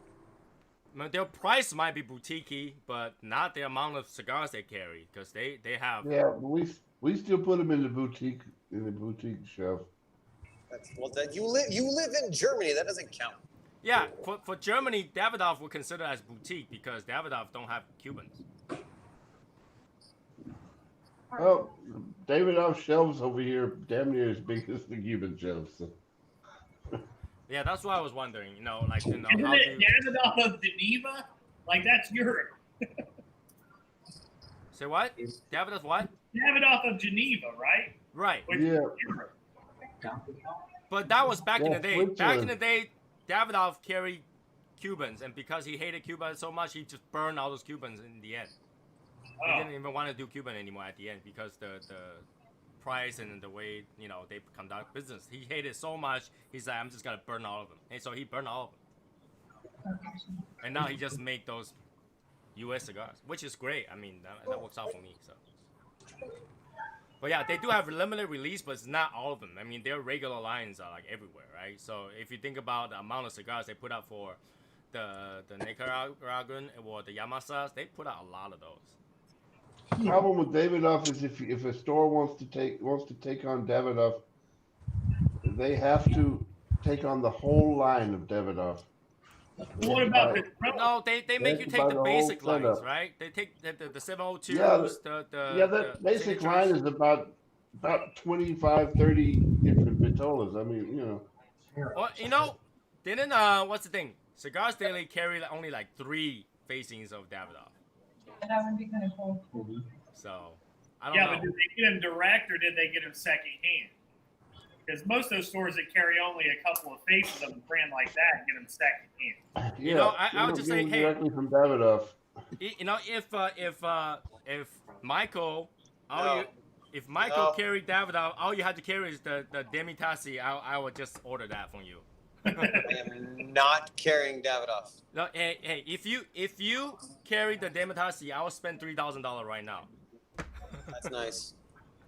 So what about Padron? Is Padron boutique? They make a lot of cigars. They make a lot of cigar, and pretty much majority of the cigar shop carries it. Yeah, I'm not. I don't believe Padron is boutique. I think Padron falls the same way as Davidoff. They have an expensive, well-maintained product, but they're not boutique. They are not well-maintained products. They are not well-maintained products. I mean, you could almost call Padron heritage, really and truly. I mean, Padron. I don't know. Padron is like. Well, Padron is one of the top 5 most widely sold cigars in the world. Everybody feel like when you buy a Padron, you're celebrating something. We're talking I mean, have you ever been in a cigar shop that didn't have Padron ever anywhere? I have not. Probably not. That doesn't. Oh, you know what? No. I went to Cigars Daily. They don't sell Padrons. Yeah, they do. Are you sure? Yeah, he does. Yeah, he does. Yeah, I'm pretty sure he does. Yeah, he does. Did it? He got a discount off not long ago. Not long ago. We're talking about when he first opened. Yeah, no, he was selling Padron. Is it? Yeah. Definitely not on the Yeah, shelf it that I was. looked at, I guess. Padron is kind of like, I don't know. It's kind of like, I don't really know how to describe it. It's looked highly upon by some and not looked upon at all by. Padron is like overrated. Once you get into boutique, you kind of unknowingly just write them completely off because you realize, oh, they were good when I was, a new smoker and they were really awesome. But now that I've got into smoking, they are what they are. I think Padron is one of the brands that's overrated. Are they bad cigar? No, they're pretty good cigar. But for the price and the what you get out of it is overrated. Oh my God! And that's from a Davidoff smoker. And that's from Davidoff smoker. All right. I can afford it, but I think it's overrated. It's not worth my money, especially, me being Karen, I cannot stand how their quality control it is for having the same cigar, like 5 different shades. Yeah, they are the sloppiest cigar on planet Earth. As far as manufacturing, shape, size, the way they put the bands on, it's so rustic, it's unbelievable. Yeah, They burn really great, though. I mean, I'm not the only one to feel that way. I am glad I'm not the only one to feel that way because I feel like Padron is such an overrated. Now, if brand. Padrons were $9 to $10, they would be. I would buy them, but for $25 for a 1926 Maduro and a Robusto, I'm out. so now everybody here, raise your hand if you think Davidoff is overrated. You can't see my hand, but my hand's raised. I've not smoked enough of them to know. So there's only two. That's not bad. Like the Yamasai Toro for $26, I think that's worth it because that's a damn good smoke. That's a really good smoke. Yamasai is pretty good smoke. Yeah, hell yeah, it is. But you guys smoked the Plasencia Alma. What's the red one? What's it called? Alma de Fuego. Fuego. They are supposed to be the same type of cigar as the Yamasai. Do you guys think that they taste similar or no? I never had it. Similar. They taste similar. They're not the same. I actually think they.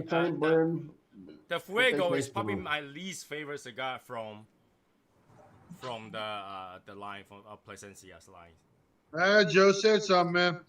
I will smoke a Patron over Davidoff every day of the week, he said. My favorite, the one reason I like the Yamasai so much was because of the citrus taste, but after smoking the Laranja and getting the citrus in it, it's like, shit, man, for a third of the price and still get that citrus. I'm waiting for Daniel to come back to ask him again if he got citrus on it, because in the beginning he said he didn't. Now you know what citrus is supposed to be in a cigar. I mean, it's true. It's true. It really, that's the truth. Asian orange. So where's Asian Orange at? Oh, he's busy doing labor with his wife in the bunker. Whoa! In the bunker. Oh, actually, I might have said that wrong. Hold on, let me double check what he said. Okay, he said, cabin. I'm sorry, cabin. Yeah, Daniel, I like it. Daniel, did you get orange? I did not. There we go. Oh my God, son of a! Oh my God, Man, you should have kept that to yourself. He's joining Team Asian Orange. That's it. Oh, come on. Yeah, Team Asian Orange. Hey, let's not bully people. Come on, let's say, hey, rule. I'm not bullying anybody. You're making them feel bad without tasting citrus. Come on. I'm not making them feel bad. Do you Why feel bad? Why would we stop now, Tony? Huh? Why would we stop now? I feel so bad. I was about to throw a magazine on the ground. See? Exactly, right? I'm telling you, but you wasn't finished looking at Come the back full pictures, circle was to you? that topic. It's gonna be funny in a little bit. So now Michael has opened Little Guy Cigar Shop for 2 months now. How does it feel, Michael? Yes. It feels like I've got a long ways to go. You feel like a long way to go? But is it manageable? Is it something that you had imagined? Yes, it's actually it's been a lot of stress, but it's a lot of fun. So a lot of stress. I think your stress is actually caused because the time that we are on right now. Like it's harder to get cigars, it's harder to replenish, it's harder to do all that stuff, right? No, that is not what the stress is. Oh, okay. The stress is because I'm one of your clients. The stress is being a one-man band and trying to just making sure I'm running through everything efficiently and all that kind of stuff. So but it's good. It's fun though. I like it. The stress is trying to keep up with my orders. Here's the thing though. Making sure you don't miss something somewhere. Because Michael just started, it's a startup. In the first 2 years, it's got to be hardship for sure, right? Oh yeah, so That's what I tell everybody that I'm not technically, because you got to get your business to the point where it's paying for itself, right? Right. So, or it's paid for itself. So I'm not really technically making any money right now if you look at it in that spectrum. Because you keep putting it back. Right, you put it right back in there. When you have low overhead though, running it out of your house. That's the right. True, it's low overhead. Lower, so it'll take me, well, it'll take me less time to get there. Keep doing the upfront. You might suffer. He is making $100K a salary out of the whole thing. I mean, there's that. Oh sure. But yeah. Michael, do you have? Yeah. Let's take away Travis. Okay, Travis doesn't count because he have that. Well, yeah, he does. Travis counts. No, let me finish. Travis let me matters. finish my context. I do count watch. 1, 2, 3, 4, 5, 6. No, let me finish my context because Travis buys so much that it wouldn't work in the statistic way, right? Okay. So Yeah, he's an outlier. So with discounting Travis, do you have a regular flow of cigar going out? Yes. Oh my God. Okay, so that's a good. That's all it counts. I mean, if you have regular flow of cigar going out and going in, that's a good thing. I mean, it's gotten. I mean, it's only been a couple months. There is a steady flow, And now it's we got to look at expanding outside of the immediate scope of people that know it. So okay. So Michael, do you feel like, okay, you personally feel like, do you have enough facings, or do you feel like that the selection is limited so that you can only do so much? Oh yeah, no, I need more. Okay. And how many facings are you looking forward to carry? Well, how many brands are you looking forward to carry at the end of a year? Hoping to be at least 10 to 12. Have you looked at like Romocraft? Oh, Brittany, that's just mean. I can't reach. I can't reach. I want a slice of that pizza. So Michael, you want to carry 10 brands? It should be. It'll probably be more than that, but you know, conservatively. I mean that will get scary. The amount of inventory you have to carry at 10 brands. Yeah. We have the birthday girl. Happy birthday! Happy birthday! Happy birthday! Hi. So how long did it Hi. take Michael to end up like Tim Swanson and have to move again to a bigger building? Exactly. That's what we want. That wouldn't be a 2 bad years. idea. So I 2 years he's got to move again into a bigger building because it. But you better get some pretty damn good cigar Oh content. God! Oh God! Yeah, for sure. You know, He's everything got outside. 100,000 YouTube. 100,000 YouTube is coming up. I mean, everything outside. Tim does have a good success, right? You know, he just bought a new house that looks great. So he He's is got a lot of- making good dough. He's making Yeah, a well, lot 100 of debt. 100,000 yeah, YouTube like, hey, followers, and then yeah. Success. He's making a lot of debt. Tony is what he's making. Well, obviously that too, but you know, which company don't have debt to start? First few years. Well, like you said, he's ordering. He's spending more money every week now ordering cigars than he used to make in a whole year. Who? Tim. Tim is spending more money to order cigars. Yeah, than he making the said it yesterday on his live video that he's giving out more money every week on ordering cigars than he made in any 1 year. That's in his because he whole life. decided to go off and make another brand. That's a different story, right? So Yeah. he has to upkeep 2 things now. There's a lot when you're that big. There's a lot that goes into that. So yeah, Michael, do not make that same mistake, because I will say the same thing. Do not go off and make another brand. Exactly. I do not wish to. Yeah, it doesn't. It's totally different business. It's not even logical to do that. Well, that's what sucks because he's got the shop and everything. It's his own conflict of interest in a way, but it's a lot more stress within it. You know what I mean? I keep seeing people Yep. waving. Go left. Yeah. Go left. Get We're to waving the at left. the kids. My children are eating cupcakes in my living room and not the kitchen. Everything you own is the box to the left.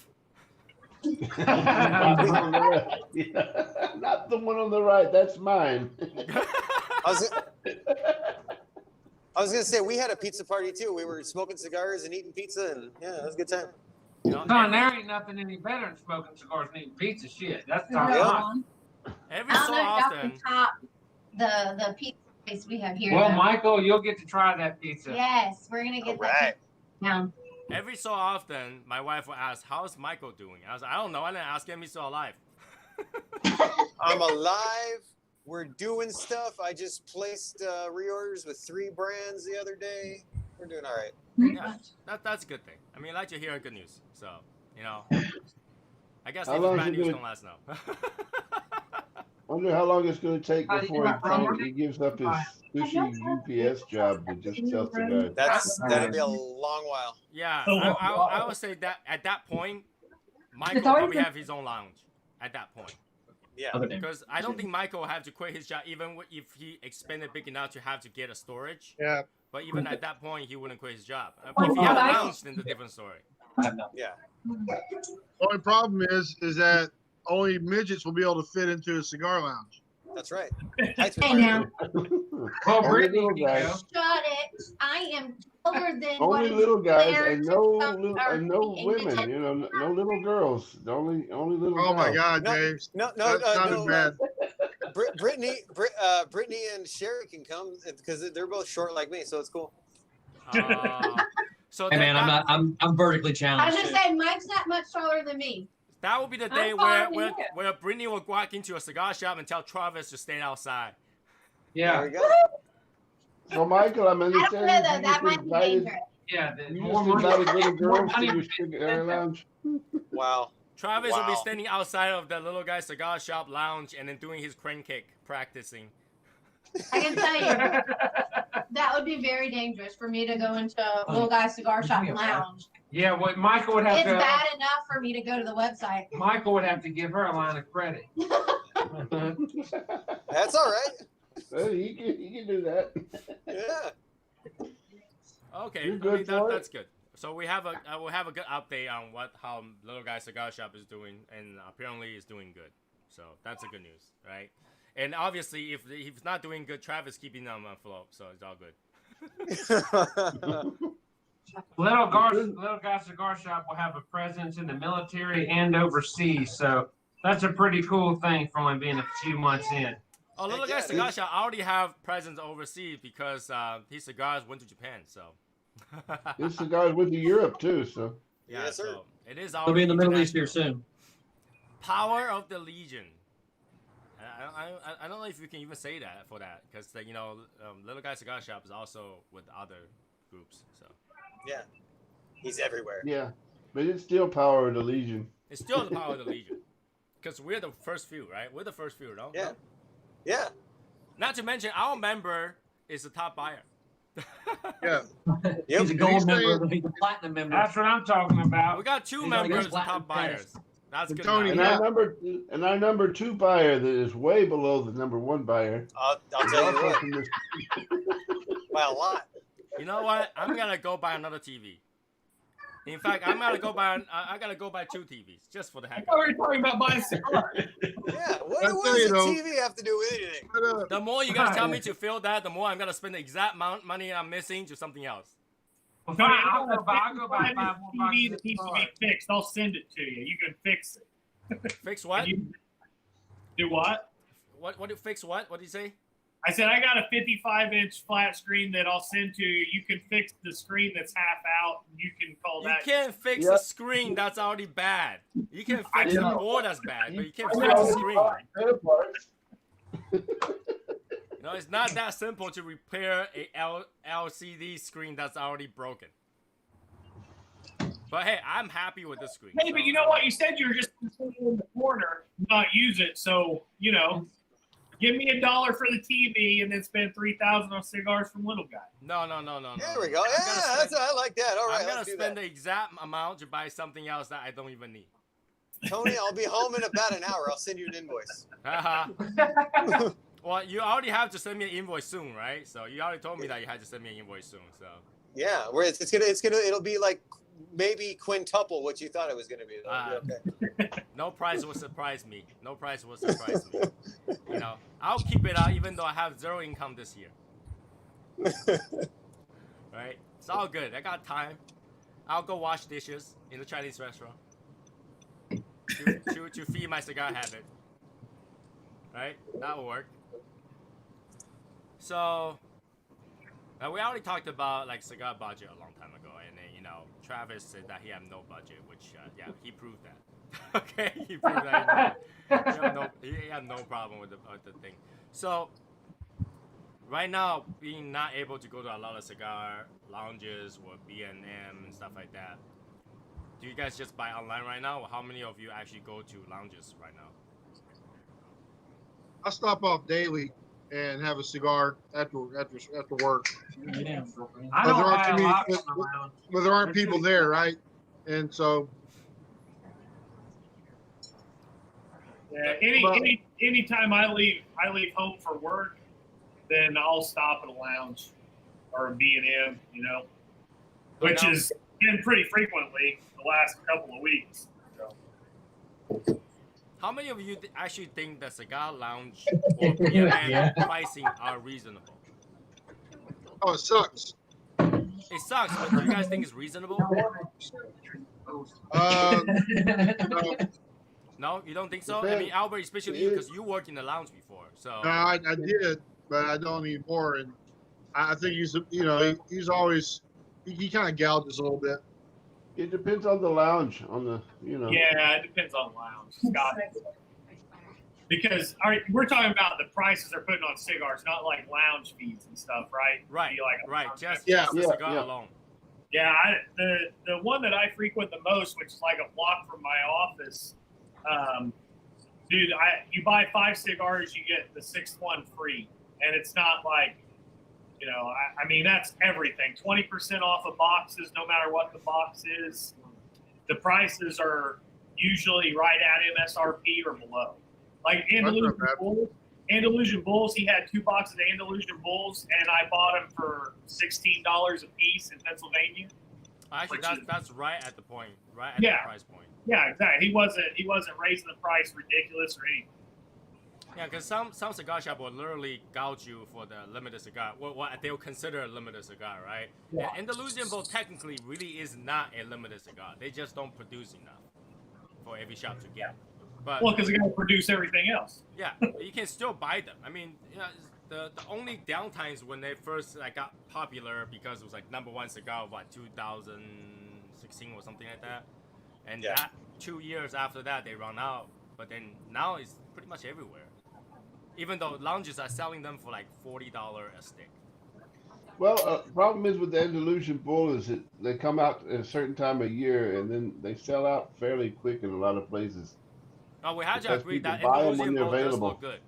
It looked, presentation and the how that cigar looks, it does look good. It looks pretty badass, no? Yeah. It does. A lot of people buying just because it looks great. It looks like something that, you know. Yeah, and it tastes pretty good too. So it does taste pretty good. Not for beginners, but it tastes pretty good. Yeah. You know, a lot of people will change their face to green after they smoke that, but yeah. It's not an easy cigar to smoke, but it does look pretty badass when you smoke one. Yeah. Yeah. Partagas Solomon does too. So. What is the biggest size that Michael carry right now? Toro, right? Toro. Yeah, I've got some Toros coming in. Try the La Mandaria. Yeah, La Mandaria is a Toro. Would you consider to bring in anything bigger than that? Probably not. Right? Well, I mean, there's like the inch. That's a Gordo in it of itself. In it of its own. So yes, I'm gonna have those. You know, but yeah.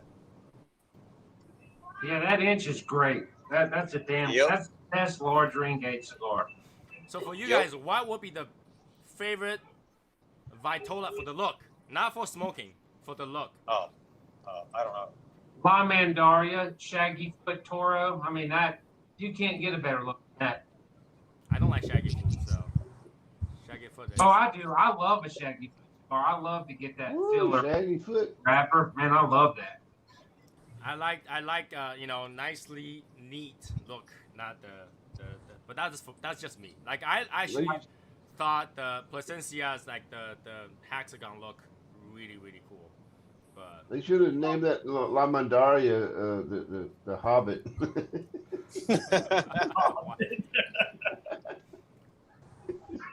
I mean, La Mandaria is a good cigar to smoke around, especially it's like a icebreaker, right? It's a topic starter because there's a story behind it. It's actually pretty cool. So yeah. I mean, I've been telling that story a lot lately. I've been smoking the shit out of them La Mandarias. Yeah, I saw you got a box of it, so. They're so good, man. Like I treasured them when I only had one. I'm like, oh, this is a special occasion cigar. Once I got that box, man, I just been cycling through those things. They're so good. I mean, if they're not priced. They're not priced like a special occasion cigar. They're priced where you could smoke them, you know, on the. Right, yeah, that's what I'm saying. Like, and now that they're regular production, shit, I'm gonna smoke them all up and then get more. I mean, that cigar is priced nicely, right? It's like $10 a cigar, something like that. Yeah. 12. Yeah, 12, and you get a decently sized cigar. I mean, that's really worth the price, I think. I mean, yeah, it's a 6 by 52. Yeah, that's a long cigar. So that is priced very nicely. I personally think so. It's priced nicely. It's a good cigar. It is a full body cigar for those people who doesn't know. They could have got 17 for that without batting an eye. You think so? Yeah, I think so. That high. I thought about $15 would be. Yeah. Well, if they would have came out and had the core line at 12. the Reserva at 14 and then that one at 17, and that was their price points, I still think they would sell as good as because they have that quality to fetch that kind of money if they wanted to, but they don't. So a lot more respect for them for keeping it so everybody can get it. I mean, I look at the cigar and I like the cigar. It's just full body. I don't really smoke full body cigars. But for me, I think even at $15 would be a reasonable price. Any higher than that might be a little bit too high for my personal purchasing feeling. But I think $15, even if they go at $15 a stick, they will probably sell well too. So. Oh, they would, yeah. Oh yeah. And the inventory for that is quite limited too, right? La Mandaria, no, it's a regular production cigar now. Oh, so yeah, Travis, time for ordering 10 boxes now. I mean, that's why I'm not worried about smoking them. Now that I know I can keep getting them, I'm just going to smoke them when I feel like it, which is here lately about every day. No hot man dog. Freaking love that smoke. I'll take a box again. And then, hell yeah. I mean, I've already got one jewelry box. Why not another one? my next purchase outside of Brittany's pictures, like if I was to buy myself another box, it would definitely be the 601 Maduro for sure, because that cigar I feel does not get the attention it deserves. Because I mean, that damn thing is just unreal. That's such a good smoke. What do you guys know about the 601 Oscuro, like the green label, like the original? I got a chance to buy a box of those. It's really good, but it's really strong. It's got a lot of pepper kick to it. Oh, does it? Yeah, it does. See, the 601 Maduro is, and I feel like you don't see a lot of now in a lot of boutique, is it has the Connecticut broadleaf, and that is a freaking killer wrapper. And everybody's going with the San Andreas now. You don't see a whole lot of broadleaf in the boutique cigars now. Oh, the Connecticut broadleaf they've had a shortage of it. Yeah, that's right. That's right. But man, that damn broadleaf, bro, whoo, that's a hell of a Maduro. Well, I think Drew Estate pretty much owns almost, well, doesn't own, but has agreements with a lot of those Connecticut Valley farms. Well, yeah, because all the Liga Privadas are Connecticut broadleaf. So before we go too far on something else, I just noticed Martina Maya has been like muted and blocked screen for like the last 30 minutes. Is he throwing up? Probably is. That's why I say he's probably not gonna be on the show tonight, because I thought he's probably dying. He's throwing up I'm here. and getting bitched out from Stacy. So. Well, what did you say, Martin? I said I'm here. Chill out. You sure? It sounds like he's like, we're not feeling too well right now. Well, you guys don't want to watch me eat because I gotta bring everybody else food, right? What if I do? What if I want to watch you eat? James might be into that. Oh, I was trying to calm down a house of rowdy kids. Martine, man. Hey, I'm right there with you. We don't have our screen muted. I'm wearing a bandana. I'm about to go karate. I already forgot about that bandana until you mentioned it. Hey, man. Are you peeling a banana with your feet? Oh no, come on. That's the reason why I want to get that out of the way first in the very beginning, okay? Until it gets bad. There we go. Hey, Martin, are you eating cereal? No, keep your mouth open, man. You keep your mouth open. All right, so it just tasted so much better. And then the cupcake, I got their cakes, the cupcake. I don't know, the pizza. It's the pizza fault. So let's talk man, about. Martin got a little upset, man. He used his Hispanic accent, man. You hear that? You got that?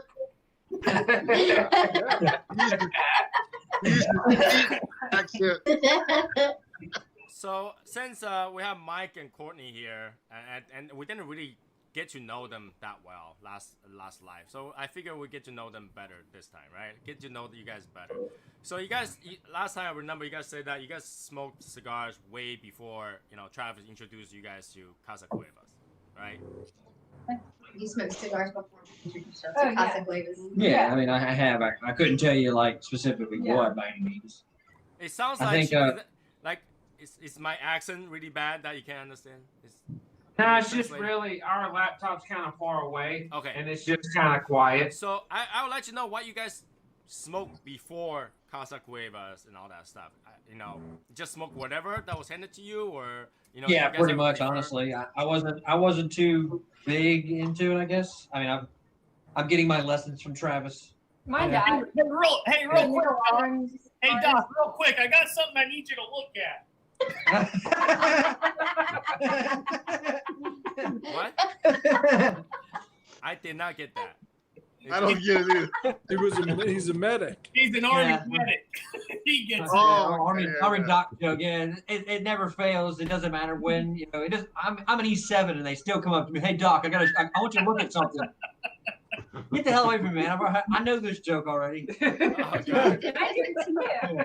I did too at the house. I need you to look at something. The worst is when you're in your jailhouse shower and you got like 13 dudes in a shower and they're like, hey Doc, hey, turn around. I need you to look at this. You're like, nah, man. Been there, done that. Not doing it, man. So you guys didn't know a lot about cigar. You just smoke it, you know, kind of like because somebody's smoking it, so you enjoy it while they're at it as well. Yeah, like a social smoker. Yeah, sure.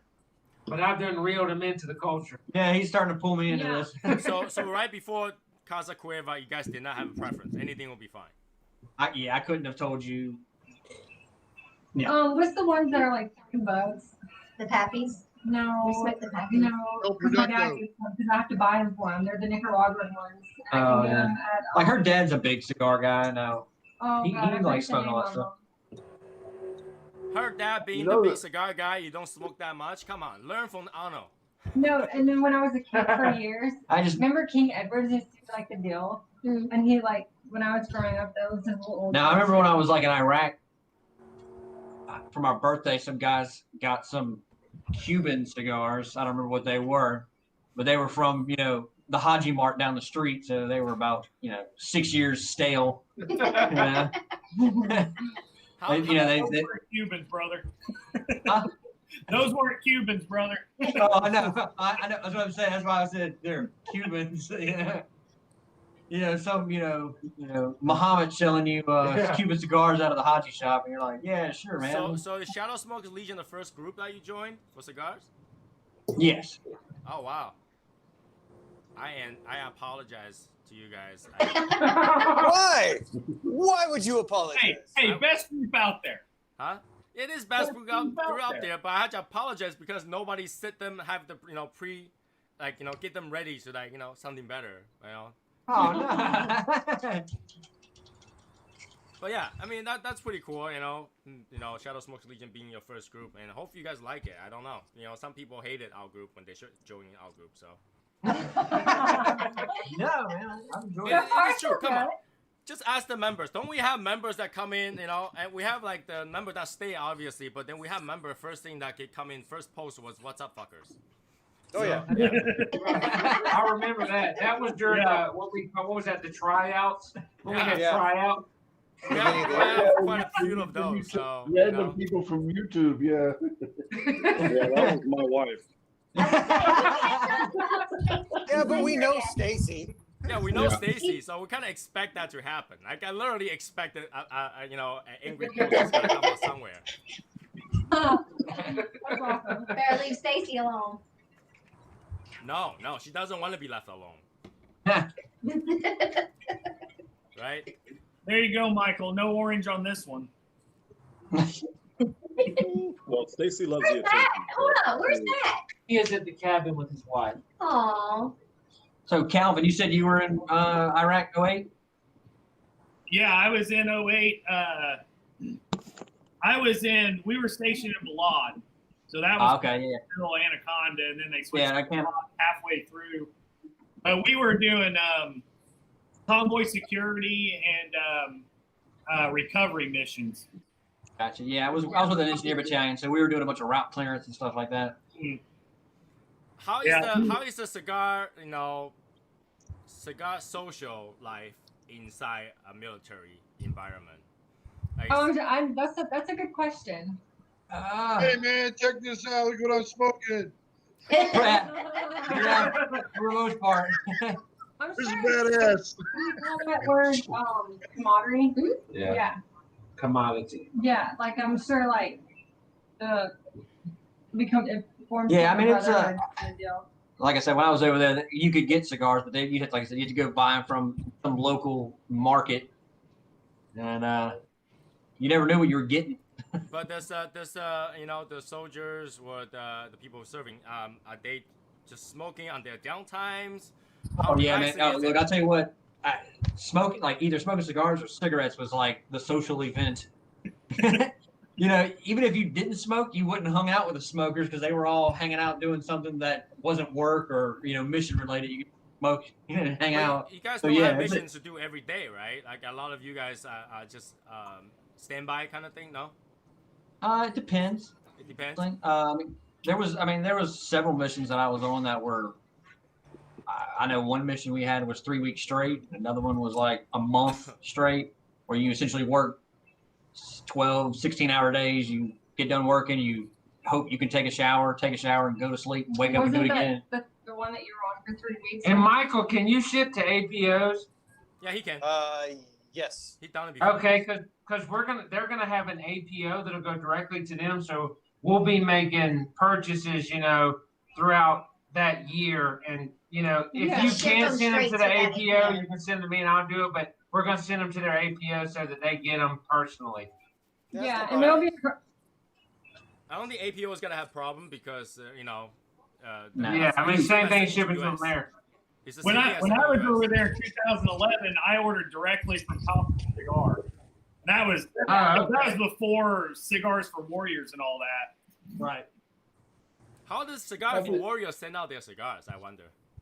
They box them up and they ship them out to whatever. I don't know who exactly they ship them to, but they do the same thing I would do. Like a third party ships them. No, Cigars for Warriors themselves ship them out. Yeah. Right, but where do they send it to? I don't know where they send them to. You could send them to, like, so when he says like an APO, I mean, it's an American post office. So like I have it, like when I'm in Iraq and Baghdad, I'll have an APO, which is essentially the same thing as an American address. You can put it in the U.S. postal system and they usually send it, from what I understand. Hashimoto was telling me they ship them to the officers, and then it's up to the officers what they do with the cigars they get them. Well, they'll go. Well, it is well. The army's not that. Oh yeah, they just go everywhere. Yeah. Yeah. And that's why the officers smoke cigars and the enlisted men don't get shit. Because we're talking about how, like, you know, when they get it, you know, obviously the higher ranking guys get to pick all the good ones out. That's right. Yes, that's correct. I mean, I know when maybe the same thing for you, Calvin, but like when we would get like care packages from like groups like that, whether it was cigars or whatever church organization, you know, they would send it to, you know, our battalion or the brigade, and then the brigade would just push them out to all that outlying units. I mean, you know, if you send 100 gift packages, they'll give them out to 100 different soldiers, basically. Yeah, but they don't open them up. Yeah, they don't open them up. They don't hoard them or anything. It's not like that. Well, we don't know. I mean, we were getting packages from the American Legion with beer and Pringles cans. Yeah, exactly. You're not supposed to have beer over there. No, you're not supposed to have any alcohol. I remember Christmas, we had a Secret Santa that some organization sent. They sent a bunch of Secret Santa gifts. And Well, that's what we're going to do. We're going to take out the bottom row of cigars, and we can just put these in there. Don't send it with your actual name attached to it. No, don't do that. Yeah. We're gonna send I'll a send box it under Boris. Yeah. My name is We're gonna Boris. send a box of them lighters like I sent to Chapin. Like for Michael, it might be dangerous because you will ship it out under the title "Little Guy Cigar Shop," and then once you get No. Ship it out private party. Yeah, you have to ship out private party because they see a Little Guy Cigar Shop. Let's open it up to see what's in there. No, if it's addressed, whoever's addressed, it's just like the regular mail. I mean, if it's addressed to me, you know, somebody can't just open my mail and just start rifling through it. Yeah. So, Michael, I know that Travis got his batch of stuff drop shipped. So, are you? No, don't ask that. I'm dead serious. Don't ask that. Okay, whatever that is. Anyways, did you send out the stuff for them that's kind of like supposed to be from, you know, a little extra? Okay, so I don't know what you're asking right now. Did you send out? Because I thought Brendan was gonna do something for them too. So I don't know. Have you sent out? Oh yeah, no, not yet. I know I shipped Travis something extra. But yeah, that's what I meant. Yeah. So that's already went out, right? Yeah, it's already there. Okay. Yeah, we got that today. Oh, today. Okay. And I think Brandon, whatever he's bringing, he's just going to bring it with him when he comes. I mean, there's no point shipping it if he's just going to bring it. Yeah. Okay. Okay. Yeah, I was gonna tell you to throw something in there when if you haven't shipped it out yet. So that's too bad. Never mind. Hey, Michael, so you do that? You've connected with Cigars for Warriors, right? Yes, sir. So do you know what their overhead is for that donation stuff? I do not. I know that they're an actual certified 501c3 group and all that kind of stuff. Nonprofit organization. Yeah. I don't know that. I mean, I could probably find that out, but I don't know what their overhead is on everything. Michael, you still driving? Yes, I'm still driving. Damn. Albert, I know this, that all the guys in my platoon are pretty excited about it. I kind of gave my heads up. I asked them, I was like, y'all like cigars and stuff? And they're all like, hell yeah, man. So they're all pretty pumped about that. Is there like a particular section of like military that really hates cigars? No. I don't know. You know, is anybody ever gonna Probably hate the you guys guys on shouldn't the be smoking submarines. cigars? Yeah. Yeah. Hi, Nick. No, right? There's not like, you know, when you're smoking cigar with a bunch of guys over there, and then somebody were like, "Hey, you guys really shouldn't be smoking cigars." No. Oh yeah, the people that are stationed in the Antarctic and shit. Yeah. They probably do. I would think the people in the Antarctic would need more cigars. The Marines might want some crayon flavored cigars or something. Martin, were you a Marine? No, Matt ain't here to defend himself though. Green crayon. Come on, green crayon. You have to be specific here.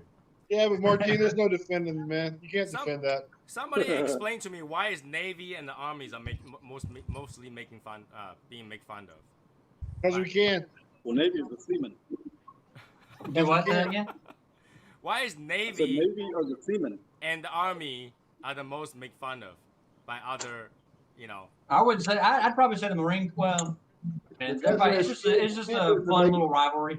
Is it? Nobody wants to get their nose. Because I never really hear anybody make fun of the Marines, but I heard people always make fun of the Navies.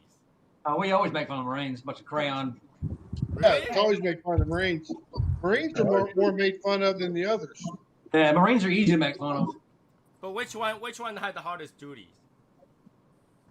It depends. I mean, it depends on what you're asking. I mean, well, we know I'll say this. Duty. The easiest duty is the Air Force. Yeah, I mean, the Chair Force gets to hang out and play video games all day. The Chair Force. Pool tables in every rec room, shit. Which part of the military had the harshest training? Probably the Marine Corps. Okay. Look at Martin going old school this morning. I mean, they're just the thing with the Marine Corps is they generally their equipment is very behind everybody else. They get a bunch of hand-me-downs. Hurry up, Martin. For the Marines? About to burn them phones. It really depends on what job you're doing, I guess. Right. You know those nuclear submarine dudes. I wouldn't want to be one of those guys. You know. So let's talk about something like funny, okay? Like how do you get do you remember when you first get enlisted? What is the situation? That guy's like, you know what? I need to go get enlisted. I think that's a personal story for everybody. Mine was I was in college and had a scholarship and decided partying and hanging out with my friends was more important and lost that scholarship and sat around for 8-9 months of my life not doing anything and figured, oh no, I gotta do something with my life. The reason I asked that is because I saw a video, somebody just in the military, and they just asked everybody, why do you join the army? And it's like, I don't fucking know. But pretty much like 9 out of 10 says, I don't fucking know. Yeah, I mean, everybody's got their own answer, I guess, you know. Mine was, I needed somebody to pay for school. That was my initial reason. So when you go into you went to one of the center, right, to enlist? Yeah, I just, you call a recruiter. A buddy of mine I went to high school with, who I called, and I said, hey, man, talk to me about the guard. And Because I heard And a about- lot of funny story where like people will go to Walmart and there were people like outside there trying to recruit people. It's like, do you know like who is enlisted in the military or whatever? And then they will tell them all kind of story. Were you ever told those stories? Oh yeah, no, because I went into it already knowing a little bit of this already. So when I walked in, they didn't have to recruit me. I walked in and said, "Hey, where's the paper? Where do I sign?" And they were just like, "Oh, here you go. Here, sign It's this." like, yeah, please do right now, right? Yeah. So And I mean, here's another myth. Let's break that once and for all. Do the military train you guys using Call of Duty or CS, the video games? No, at least I wasn't. That was one of the myths out there that say like they train the military using those video games. Those video games was originally developed to train the militaries. And then when you go to an enlist center, they make you play the game and say, how do you feel like it? How do you like to do it for real? War is not a video I game. can't say that I ever experienced that. If you get a plumbing job, they make you play Mario. Yeah. Because that's like when I enlisted, my introduction to basic training was getting on a bus and at 4 o'clock in the morning showing up at Fort Knox and some drill sergeant getting on the bus as quiet but as loud as he could said, "Get off my bus. You have 20 seconds." So and it was like a whole bus of like 100 people trying to crawl out the windows and stuff. Do they haze you in the beginning? In Houston, they probably got you off the bus and gave you a cocktail, didn't they? No, that was frightening. I was probably the most, as a 20-year-old, you don't know what's about to happen. And they're just like, as calm as they could be at first, and then the shark attack happens, and you don't know what to do. You're just like, I don't know what to do. Oh yeah, they leave you alone until the bus stops on post. It's like, is there any? Do you guys know statistics for how many people did not pass the boot camp? Oh, no. Everybody had to go for boot camp, right? When you go to basic, you're going to get out of basic. They're going to get you through basic. Yeah. So no really washout. So most people will get through the boot camp. We had a few people didn't make it. I mean, you may not make it physically, and you might get recycled to another class, but you signed a contract saying, I'm going to do this. We had people actually cycled out of the army because they couldn't fucking make it. So I'm sure, yeah. I mean, so what happened if you go to the boot camp? What happened if you go through the boot camp and you say, oh, this is not for me? Oh, no, that's not an option. No, that's not an option. That is not an option. That's not an option. You work for Private Benjamin and don't work for people. You sign a contract saying you're going to do this. I've just given you 8 years of your life. And they're like, I don't give a shit if you're a millennial or not. You're staying in. If you're offended all of a sudden. We actually had a guy the first time we went to breakfast chow. I remember he was standing right behind me. He looked around. There was no drill sergeants like right there. That dude just took off running down the street. Like he was just gonna run off of Fort Knox, just run away. Would that consider as escapees? No. Well, eventually 3 drill sergeants caught up to him and beat the hell out of him and dragged him back into the chow hall. He came back to the chow hall bloodied and bruised up and said, "Here, eat." That's actually allowed. So there's no trial period. Once you sign, you're done. Yeah, you're done. Oh shit. Yeah, unless you like some physical ailment, something physically happens. Well, literally, or you're just the true meaning of signing your life away, I guess. Yeah. Oh yeah. You should not do it lightheartedly. No. No, that ain't something you just do on a whim. Like, I'm just gonna go to basic training for a weekend. So there's no people that went let's say if you go into boot camp and they really is physically unable. They just train you until you could. Like they do it. That's what if you're just some flimsy guy, like the guy that never left his basement, and literally signed and said, you know what, I love to play Call of Duty, so I'm gonna enlist. So he enlisted. Well, then he's gonna get really, really strong by the end of it. Really quick. Yeah. He's gonna do so many push-ups.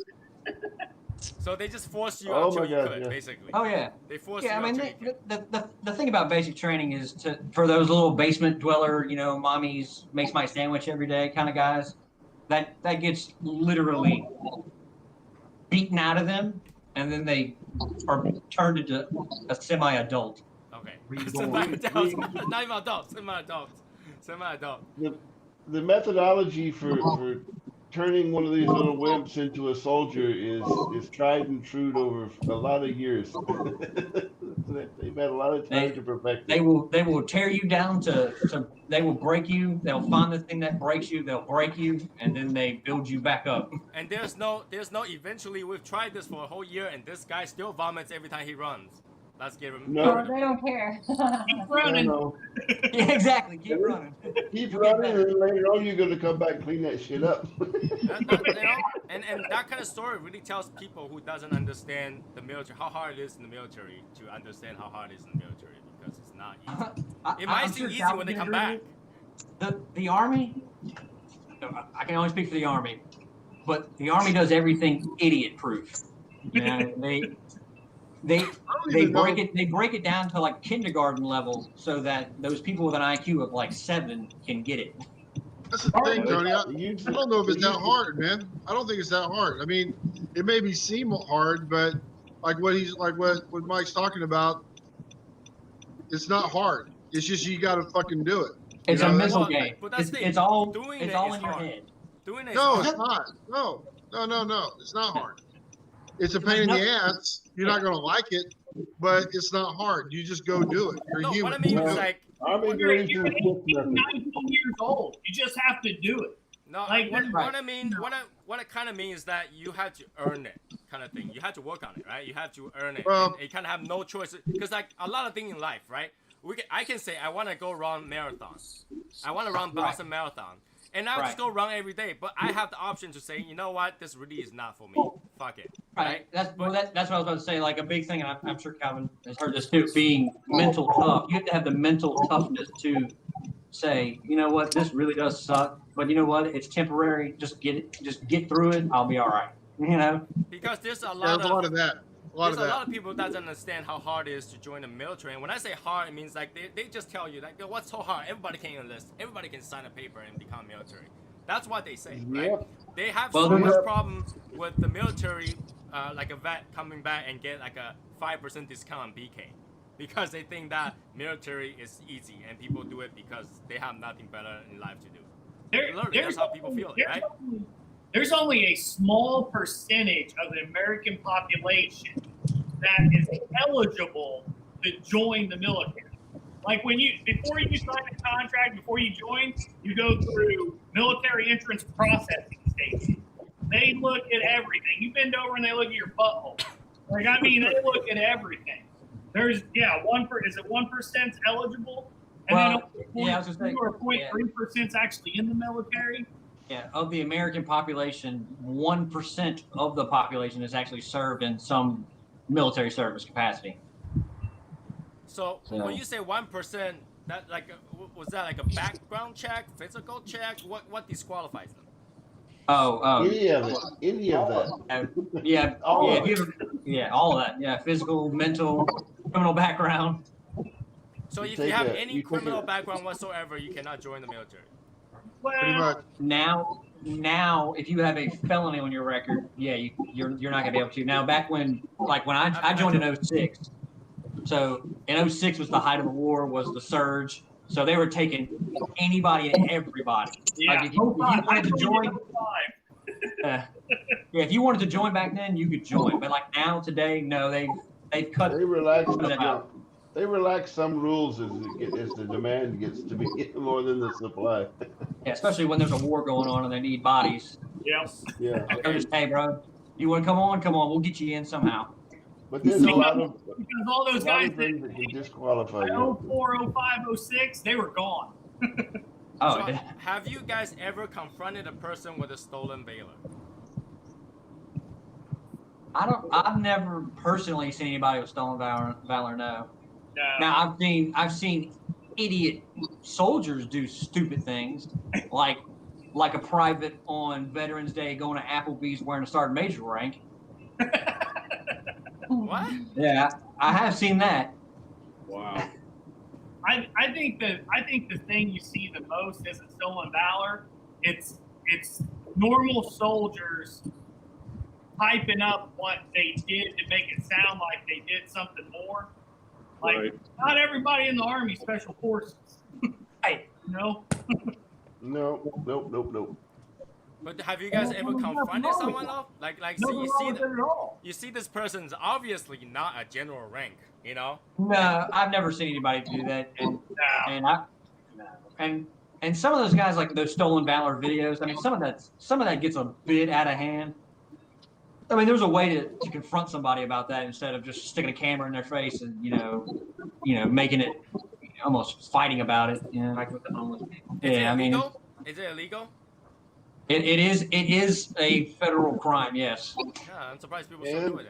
Well, actually, no, I should. If you're actually in the military and you're acting like a higher rank, you got real problems. Oh yeah, no, yeah. If you're in the service and do some stuff like that, yeah, that's UCMJ stuff right there. Oh, dude, yeah, you kind of screw yourself. I find that interesting. Like I have never seen one, and even if I seen one, I don't know how to identify it because I mean I've seen those videos before where they just ask for details, right? When you ask for details, you'll know whether or not this person is fake, right? But yeah, you could definitely tell. Like you can go talk to somebody and be like, "Hey man, where'd you go to basic training?" And they're like, "Oh, I went to Fort Bliss and did this or something." You know, they just start making stuff up. You know. Yeah, right, Tony. The UCMJ is what keeps you from quitting boot camp. By the way, just saying. What is UCMJ stand for? It's a Uniform Code of Military Justice. Yeah. So when you wear that uniform, you play by a different set of rules than like a regular civilian. You're right. Court, right? So when you you're right. Your rights as a civilian go away when you join the military. You fall under a completely different justice system. Even after you have discharged, you still follow. No. Once you discharge, you're a civilian again. Yep. Or like. Yep. Like as a national military, yeah, you fall. Yeah, like as a National Guardsman. So 28 days out of the month I'm a civilian. Then I put my uniform for a weekend, every month. But anytime during that, if I break a UCMJ law, I could be subject to UCMJ and civilian. Is there any rule? I could actually be tried in both courts. Yeah. Is there any rule that bars you from wearing a military uniform in a regular day life when you're not active duty, not on active duty? So the rule of thumb is basically if I'm in uniform, I can stop at like a gas station or the grocery store kind of a thing, but definitely should never go to a bar in your uniform. That first there's like an asshole, but it's also it's the right thing to do. So you're really not supposed to just walk around in uniform, especially if you're off duty. And then if you're out of the military, the trick to that is if you can even fit the fucking thing after the military. So it's 11:23. I'm gonna get off YouTube so that people who's watching can go to sleep. Not that there's a lot of them, but hey, everybody say bye and good night to YouTube so that we can talk about things we should talk about. We'll wait on RG Evan to get on. Yeah.